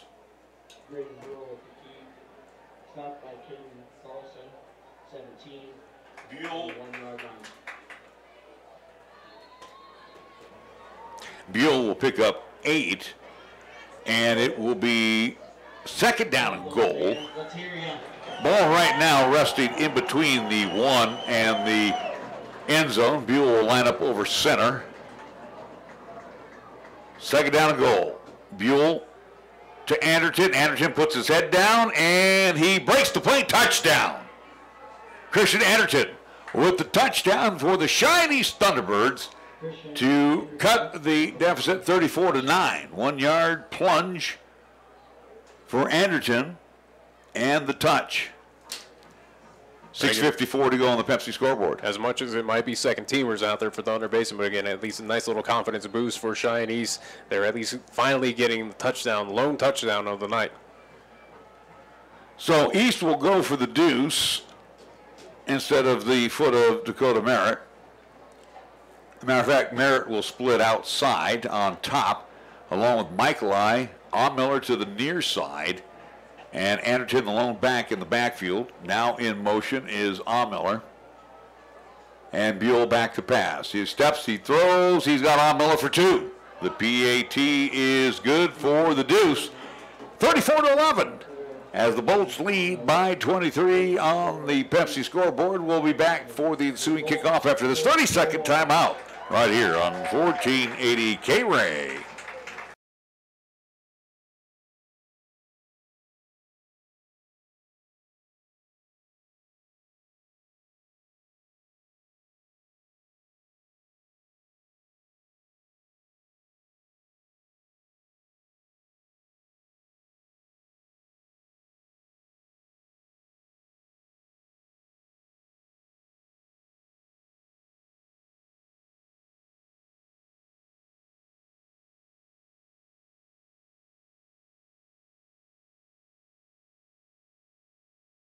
And a big thank you to all our fine sponsors for providing us the opportunity to bring you high school football here in 1480 KRAE. Road tripping tonight in Gillette. Unfortunately, it's not a happy camper night as the T-Birds trail by 23. Still time on the clock, though, getting under 7 minutes. I mean, to make it respectable, absolutely. And that was a nice little drive, again, aided by 2 penalties. Two 15-yard penalties, again. A pass interference and a face mask. But again, penalty. it's small positives for Cheyenne East, who it seems like was doing everything wrong out there tonight. Hey, you took advantage of it. You finally got that touchdown. You got over that hump. Now, again, focus on. And it looks like they're going to try and get that onside kick as well. Well, the hands team is on the field right now for the Bolts. Merritt has it teed up and will kick it. It takes a high hop, but it'll be picked up by one of the secondary upbacks who cradles it for the Bolts. I do believe making that grab was Blaine Brink as he will fall on it. And I'm thinking that the night for Mason Hamilton is over. And a new quarterback is going to trot onto the field for the Bolts, that being Dylan Hayden, the sophomore. And we saw him in Cheyenne back on week 1. Hayden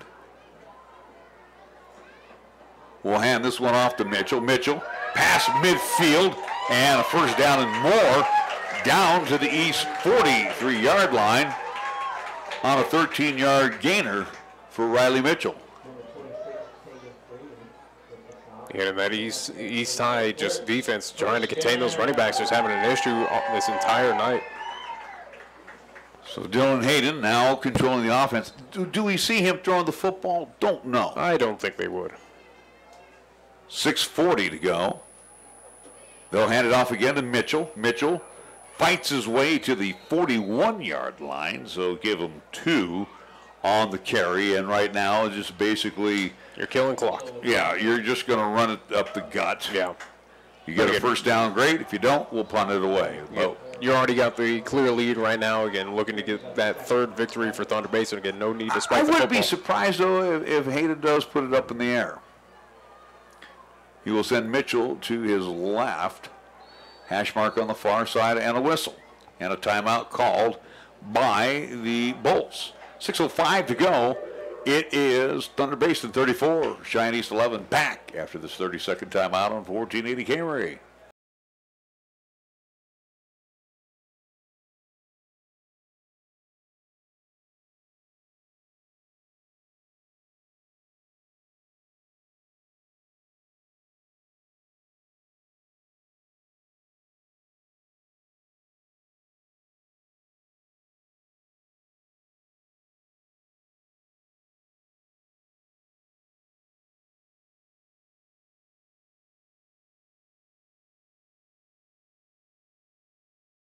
While the teams are still in timeout, we can update you 4th quarter scores. Natrona at Cheney Alumni Field crushing Sheridan. Wow. What a surprise there. 34-7. Yeah, certainly, again, with the defending 4A champions with Sheridan, again, only putting up 7 points against Casper and Natrona. Very surprising on that one. Laramie up 50-0 over Campbell County. That's in the 4th. And then also, too, Kelly Walsh leading 34-15 over Cheyenne South. 2nd down, long 7. This time, Hayden will keep the ball himself and throws it incomplete. There is a flag down, however. The laundry is inside, usually around the holding area. Let's see what we have. Indication. Now they'll talk with East on this. And it looks like it should be on Thunder Basin. Landon Eldridge is saying, well, we'll take the penalty. So that will march the Bolts back to their own 42-yard line.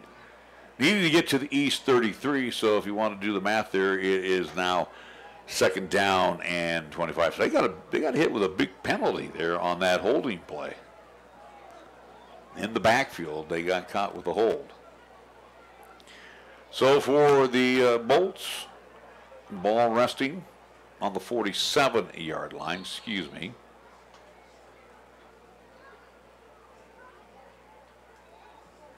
This time they'll give it off to Mitchell. Mitchell doing a little juking and jiving, and down to the 45-yard line of Cheyenne East. It'll be 3rd down and long. 3rd down and about 13. We'll call it 3rd down 12. But it gives Mitchell 8 yards on that run. Still killing clock off that right now. Again, under about 5:35 left here in the 4th quarter. So with the ball at the 45-yard line of the T-Birds, 3rd down. As Dylan Hayden now running the offense for the Bolts. Taking his time. And we'll give it off again to Mitchell. Mitchell spins away from one would-be tackler, and maybe a yard, we'll say. I think 1 to the 44. And it will be 4th down for the Bolts. 4th down, we'll call it 11. And the Bolts will boot it away. And let that time just kind of clock, at least click on down. They will bring on Jacoby Garcia to kick it away. Dropping back for East will be Ox Schroeder along with Lukow. Lukow retreats back to his 5. Schroeder around the 8. 4:30 on the Pepsi scoreboard. Winding down here in quarter number 4. Snap is back. Heavy rush by the T-Birds. And the kick is away. They'll let it bounce and down at the 3-yard line. So nice job by Garcia. 40-yard punt, no return. T-Birds in their own backyard at the 3. Well, that'd be nice, like you said, Nick, to find a positive. How about a nice sustained 97-yard drive? wrap up the night. We know that they're not going to win. Absolutely. Again, just focus on, obviously, for Cheyenne East. There's no way you can win this contest tonight. But, again, kind of focus and just kind of gain some momentum, some confidence going back into next week's contest where, again, you will see the South High fighting Bison. So for the T-Birds, Buell runs out with the offense. He will have Anderton about 3 yards deep in the end zone. Buell a couple yards deep. Out of the gun, first down and 10. Hand off to Christian. Christian off tackle, and he will bowl his way forward to the 8-yard line. Give him 5 on the play. So for the T-Birds, they're faced with a second 5. Hurry up offense. 4 minutes to go. Buell fakes the handoff, rolls to his left side. Rolling, steps, throws, and overshoots Miller. And we've seen Cameron just off the mark tonight. He was a little more crisper last week against Casper Kelly Walsh. And again, most of the night he's been running for his life. Yeah, it seems like the entire East team was a little bit crisper at least last Friday against Casper Kelly Walsh. Again, this Thunder Basin team overall, defense, offense has just been a powerhouse. Stops the clock with 3:53 to go. It's third down for the T-Birds. So, again, they got to worry about getting the first down. They got to get up to the 13 right now, resting on the 8-yard line. So a good 5 yards to go. Trips to the far side. Buell back at the 2. Snap is back. Back to pass. Steps, throws. He's got a man crossing into first down territory, and then some. That's Miller. Miller making the grab at the 26-yard line. So on the slant pattern by Chance, he'll get the first down. Talk about a night for Chance Miller. He has 3 receptions on the night. But again, for big yards. And for the T-Birds, first down and 10, ball on their own 26-yard line. 3:40 mark on the Pepsi scoreboard. Buell, the sophomore, graded. Steps up, throws. He's got a man. That's caught across the way by Schroeder. Schroeder, very short gainer to the 31. So 5 yards on that aerial. Also, time now, I guess, if you're going to take it all the way, you can pad the stats a little bit as well. First reception for Schroeder of the night, 5 yards. Hand off to Anderton. Anderton with a first down, going off tackle on the far side as he drives to the 38-yard line. So we'll give him 8 on that run. T-Birds marching with about 3 minutes to go. Ball on the Bolts on the East 38-yard line. East going left to right across your radio dial. Snap is back. Buell evades the first wave of rushers, finds a man, and throws behind Michael. And that's the problem that Buell has had tonight. Under a heavy rush most of the night, and that forces you to step up or quickly release the football, and you're throwing behind your receivers, and he's done that quite a bit tonight, but again, no fault of Graydon Buell. Yeah, again, with Buell, he has certainly been on that run.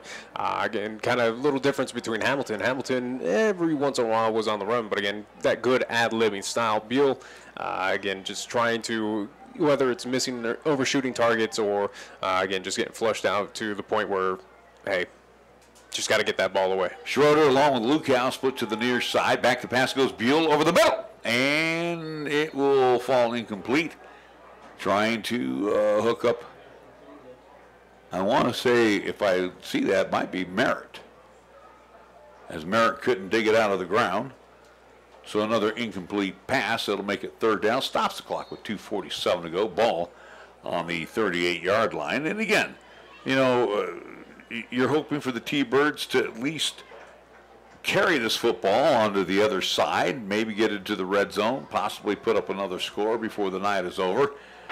Unfortunately, the Bolts are not being good hosts right now. Buell on a third down play. Under a heavy rush again. And he will throw it as he's getting sacked to Miller, who comes back for it. And then he caught it at the 48-yard line, which would have been the first down, then went backwards to the 45. So a 7-yard gain for Chance Allmiller, and it'll be 4th down for the T-Birds. What a happy accident for East right there again. Credit to Chance Allmiller again, as we've said. Again, he's been clutch for a few key catches tonight, and again, there was another one from him. Buell was in the grasp. He'll have the first down more to the 50-yard line. 40, and inside the Bolts 38-yard line. Nice run that time by Buell. So Buell quickly up to the line of scrimmage for Cheyenne East. Down to the 38, 17 yards on that run by Graydon Buell, the sophomore. Coming up with the 2-minute mark. Buell rolling to his left side. Still rolling. Now he'll tuck it away. Grabbed down at the 40, check that, at the 33-yard line. That'll be a pickup of 5. I thought he got grabbed by the face mask. Official did not throw any laundry there. About $1:45 to go as the Thunderbirds line it up on the 33-yard line. Hash mark to the far side. Buell with Anderton in the backfield. Back to pass. Buell in the pocket. Steps up, throws, got a man. And it's curled up by, looks like Schroeder. Schroeder down to the 19-yard line on the 14-yard pass play. 1st and 10 for the T-Birds on the Bolts. Looks like they're 19. Well, they'll say inside the 20. 1st and 10. Anderton bounces off tackle and then is put down hard after a gain of 4 to the 16. 1:17. Tick, tick, tick goes the clock. But again, here on the Pepsi scoreboard. Good final drive right now from Cheyenne East to end out this game. Buell back to pass. Looking in the end zone and almost picked off. And Porter stepped in front of Merritt and almost came away with it. Stopping the clock with 63 ticks. 3rd down. T-Birds will have the ball again. On the, looks like the 16-yard line of the Bolts. Yeah, just around that 16-yard line. But again, for Cheyenne East, at least here again, as we talk about positives, trying to get that ball, at least try to add a little more points to the scoreboard. Hopefully they can here in the next 63 seconds. Again, out of the gun is Buell. Back to pass. Pressure, breaks away from the pressure. Now we'll tuck it down. 10-yard line. And drives out of bounds as he scampers out at the 6-yard line. So a 10-yard run for Graydon Buell. And the T-Birds will have it 1st down and goal. Spotted at the 6 of the Bolts with under a minute to play. 34-11. This issue pretty much was over early in the 4th quarter, but at least the Thunderbirds on a couple of nice drives to hopefully close out the night on a positive note. Chad Goff will be joining us for a very quick post-game show so we both can get on the road and get home. It is a long ride home because we're up in the area where the deer and the antelope play, especially late at night on the roads. Buell rolls to his left side. Under a heavy rush. Down he goes at the 10. So Buell sacked. If I'm not mistaken, that is the 4th sack of the night. That is back to the 10. And then we're going to have a late flag come in against the East Thunderbirds.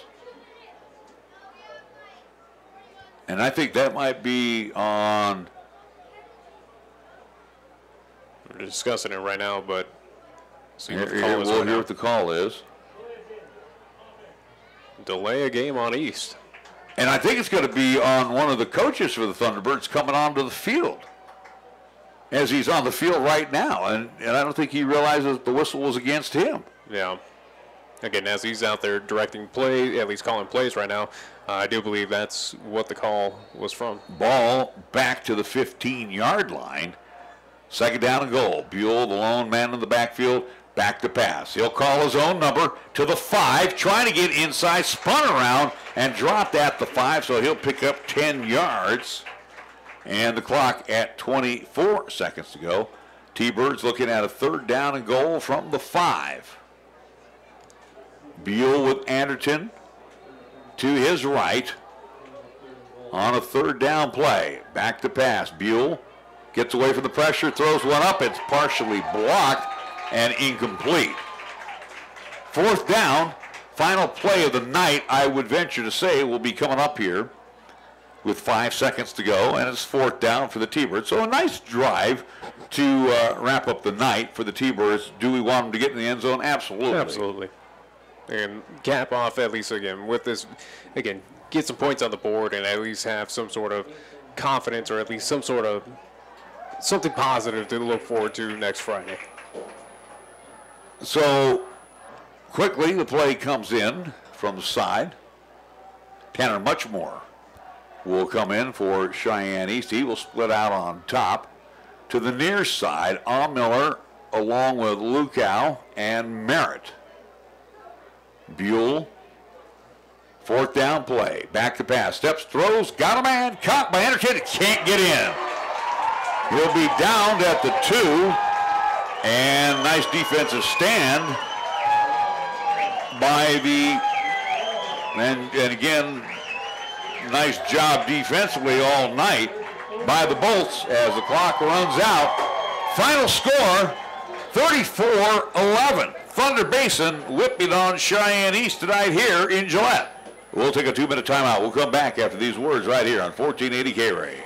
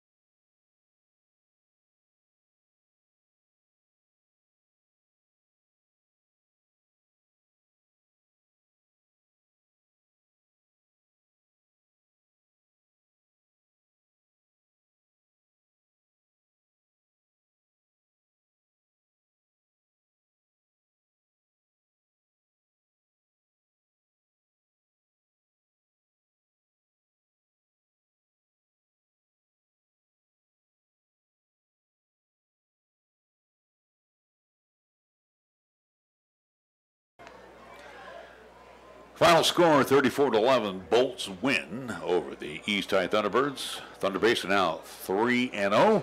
Yes, you can make them contenders here in this Class 4A ranks. They have been pretty much in the first 3 weeks, Nick, untested, even against the Cheyenne East Thunderbirds for tonight. Didn't put up as many points as they have in the previous 2 contests, but again, this is especially led by Hamilton. This is a team that Natrona, Sheridan, a few of those upper-ranking teams need to keep a close eye on. This is a team. Is it state championship? Who knows? Contenders? Who knows? They certainly made a stance today, and again against the Cheyenne East team, which I thought coming into this contest, East should have taken care of this team. But Thunder Basin, this is a for real team here in Class 4A. Well, let's look at some of the numbers real quick here for Cheyenne East. Again, all unofficial stats. We can tell you that Graydon Buell was sacked 4 times tonight. He was under duress most of the night, so again, if we had that hurry stat, he was hurried quite a bit. Yeah, it seemed like for majority of tonight he was on the hurry again, trying to get flushed out of that pocket. It was again, that defense was swarming them throughout the entire game. Still shot the football up 25 times and completed 13, so again 52%. Again, all unofficial numbers. 145 yards via the air, grabbing some of those passes tonight. Dakota Merritt 3 for 29 yards, 1 for 12 for Michaeli. Chance Allmiller 4 for 66, 2 for 19 yards by Ox Schroeder, 1 for Lukow for 10 yards. Christian Anderton had 1 catch. Eldridge had 1 for 20 yards before he fumbled it as well. On the rushing side, not a big night. And this is one of the things that East needs to have, is that balance offensively and with the air and the ground game. And it seemed like they had it at least last week against Kelly Walsh. It certainly was prevalent, but again, this was a defense that was just completely stingy. Well, and mistakes made for some bad tight ends. I would say the amount of mistakes that East did tonight was probably the equivalent of what we saw at Kelly Walsh, but again, where Kelly Walsh didn't take advantage of it. This Bolts team, again, offense, defense, but this defense is very stingy. Jaden Eifert with 8 carries tonight for 28 yards rushing. Again, all unofficial stats. Christian Anderton, 9 rushes for 31 yards. Dakota Merritt had 2 for 21. Buell carried the football here 15 times, and officially for 6 yards. That includes the drops for the sack losses, and -10 for Lukow on 2 rushing attempts. We'll take a timeout. We'll come back. We'll check out on some of the numbers for the Bolts of Thunder Basin after these words right here on 1480 KRAE.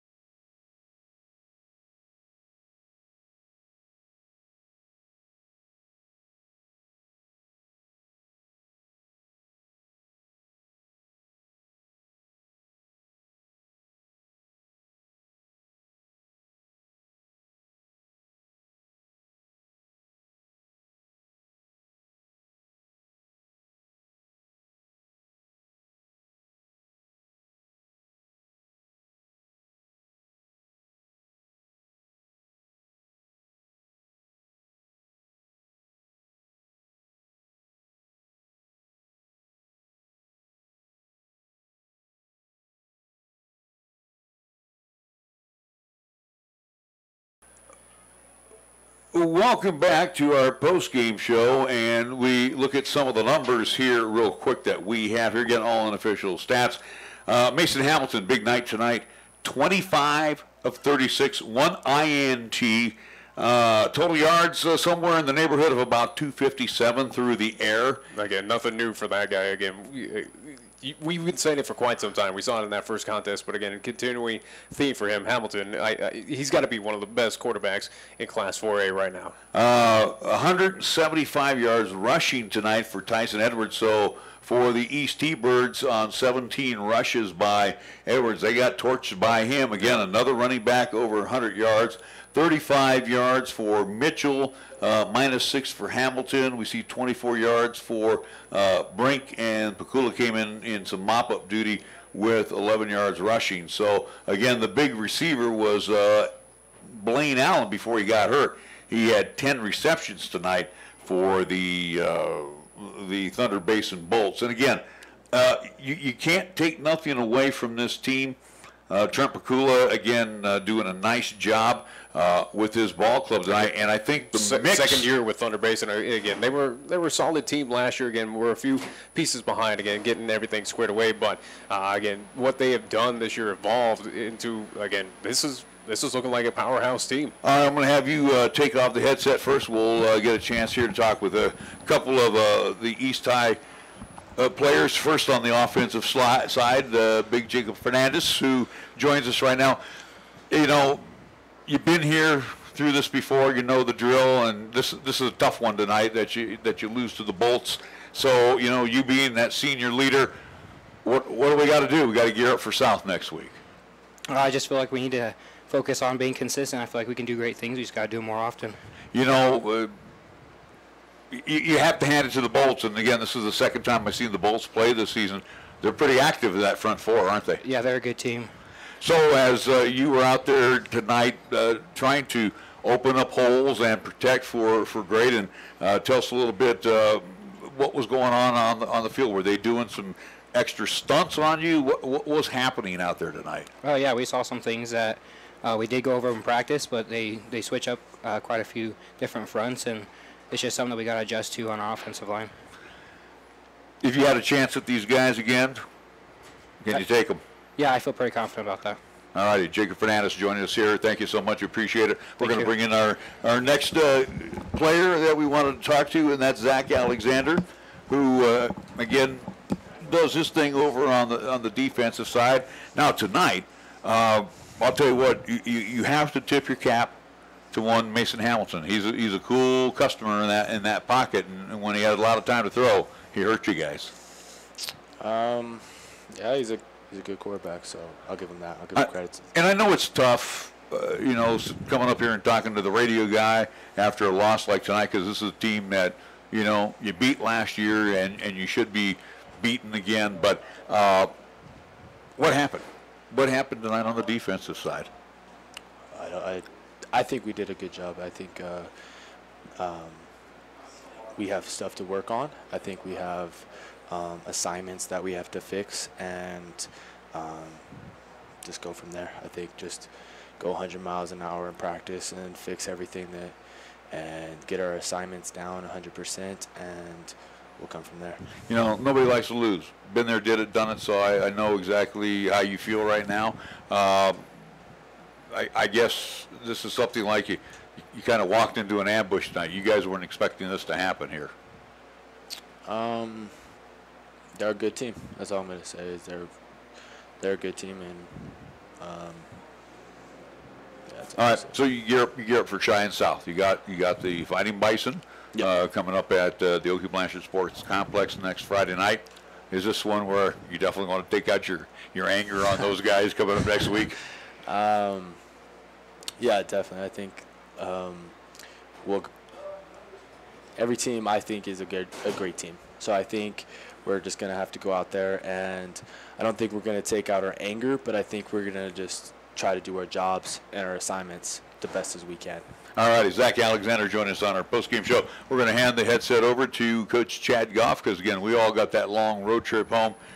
Coach, you know, we talked over on the sideline before the game tonight, and again, you tip your cap to Mason Hamilton. Yeah. This guy is going to be the premier quarterback and the class of this 4A ranks, and the scary part is we got to see him another year or two. Yeah, he's definitely good. You can tell he knows what's going on out there. He's able to check out of things. You know, anytime you give a good athlete like that with a good arm that long to throw, he's going to make plays, but you know, that isn't always on the defense either. You know, our offense didn't really keep our defense off the field very often tonight. And so your our D-line, pretty worn down throughout the night.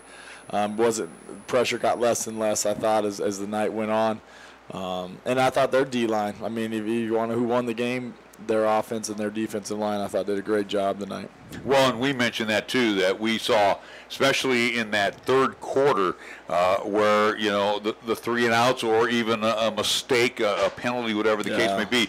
And again, you have guys that go both ways. Yeah. You know, tongues are gonna be hanging out there, and you can't have it happen against a team like the Bolts, because you ran into a running back in Edwards, similar to another running back last week against Spiegelberg. You ran into a quarterback that threw the heck out of football. I mean, they were trying to hurt you everywhere tonight. Yeah, just a lot of, man, we start that game off, we get that first drive, and that's a touchdown, you know. We step out of bounds. You know, little things like that add up to a whole lot of big things. You know, and that's what we talked about at halftime. We're down 18 points at half. That's what we talked about. A lot of little things happen. Fumble, you know, we're inside the 10-yard line and we fumble, you know, so there's 14 points right there. And just little things like that, you know, they just added up so much, and we never really overcame all that tonight. So get credit to those cats. They're good. You know, it's kind of interesting, because I know that even playing men's senior baseball, you know, and you're sitting there and you're going, how is this happening to us? And I looked over at you one time, you're on the sidelines and you're kneeling down, and it's like, it was almost like this was an ambush tonight. Yeah. You just didn't expect this to happen. You knew they were good. Yeah, no doubt. But you guys did not answer back, and that was disappointing. Yeah, that's what we talked about at halftime, is just answer.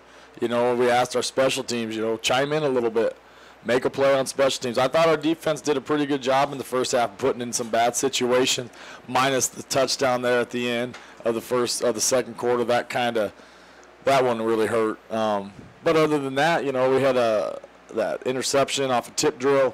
You know, that was huge. I think we caught a fumble from them at one point. Just little things, and our offense, we didn't.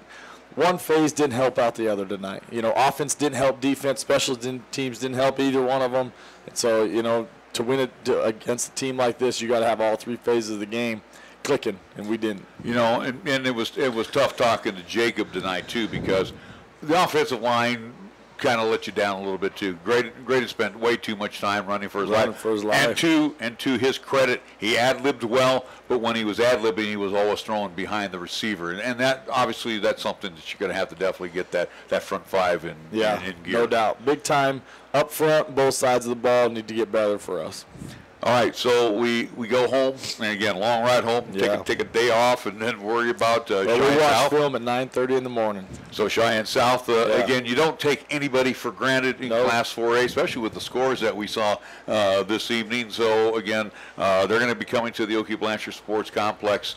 And as I mentioned to one of our players that we were talking to, Zach Alexander said, you know, are you guys going to take it out on them next week? I mean, is that something, not so much that you're going to work on in practice, but, you know, let's go after these guys and you know, get back our respect. Well, you know, part of that is, you know, I think a few years ago we had kids that took it lightly, and we didn't show up and we didn't play very well, and they got a victory against us, and that's one thing that we remind these kids about every time we play anybody. You know, you can't ever take a team lightly. You know, that we're all 17 and 18-year-olds. We all put our pants on the same way. We all fall asleep the same way. So you can't take those types of kids lightly. It doesn't matter. You don't ever take a team lightly, and that's what we'll focus on. We'll focus on getting better. You know, we're a pretty young ball club. I thought last week our young kids really made some great plays in that Kelly Walsh game. I didn't think they made very many great plays tonight. I think our older kids need to make better plays. But that's what we got to do, and I think we got to coach a better game. Kelly Walsh beat, if I'm not mistaken, Cheyenne South 41-15. Does that look like the final score? Of course, Cheyenne Central also lost in double overtime to Rock Springs. A couple more teams that you'll be facing down the road as well, 14-8 at Risky Field. Coach, we will catch up with you next Friday night. We will see you at the Oakey Blanchard Sports Complex. Have a safe drive home. All right. And thanks. Guys. Do you look better on I don't know. on the YouTube? I guess I'll find out if I get any shots on my phone from my brother tonight. All righty. Thanks. Chad Goff joining us on our post-game show. We're going to take a quick 60-second timeout and get ready to wrap things up here from Gillette and Thunder Basin High School. We're back after these words on 1480 KRAE.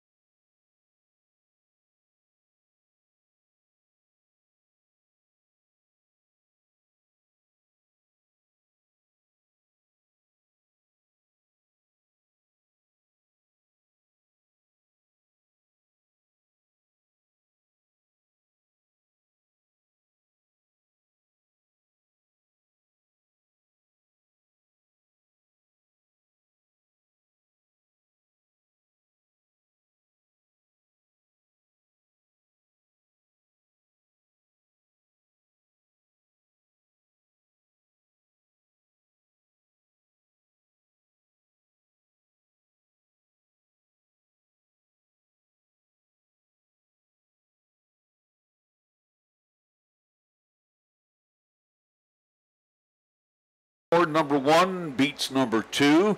Number 4 beats number 3. Number 5 wins as they down the Cheyenne South Fighting Bison. So I would think as things develop next week, again, you take the rankings for what they are, but Natrona would be a solid number 1. Number 2 will be these Thunder Basin Bolts.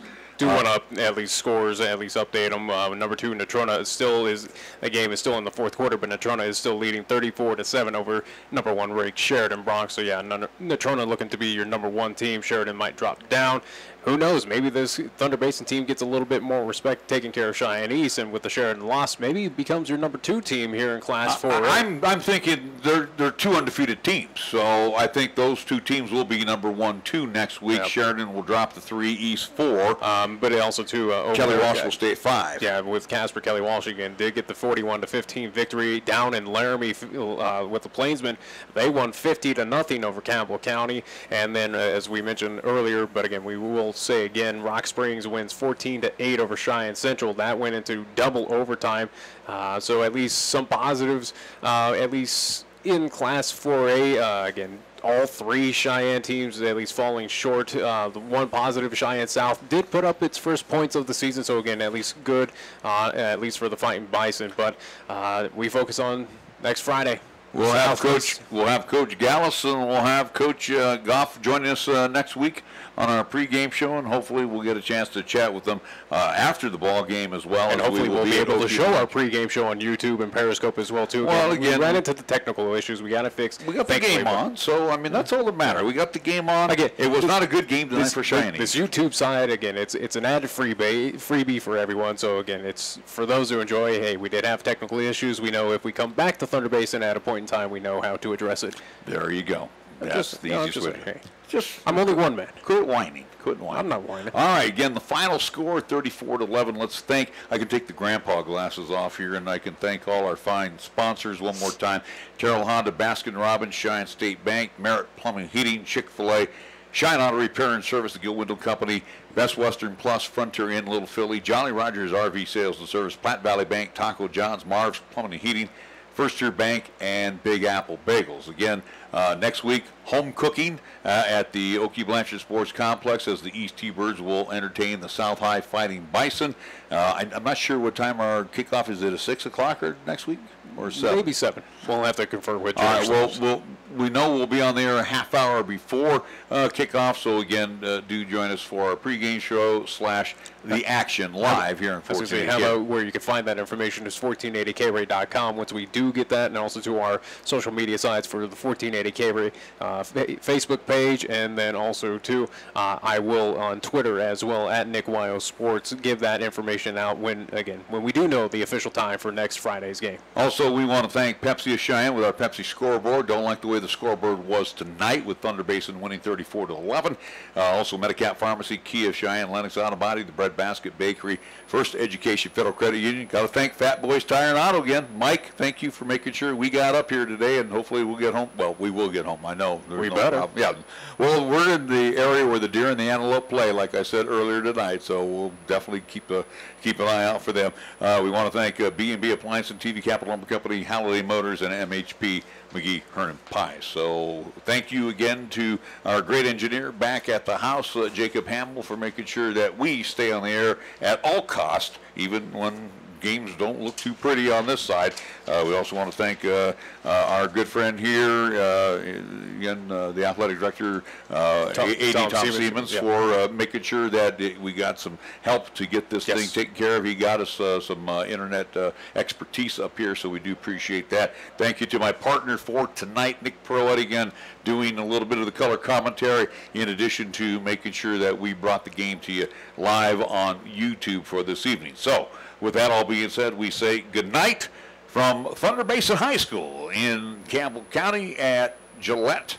And again, that's where we're at. We're in Campbell County. It's not the Camels, but this is Campbell County. And again, we thank you from Thunder Basin High School in Gillette, where the Bolts win 34-11. With that all being said, we return to regular programming right now at 1480 KRAE.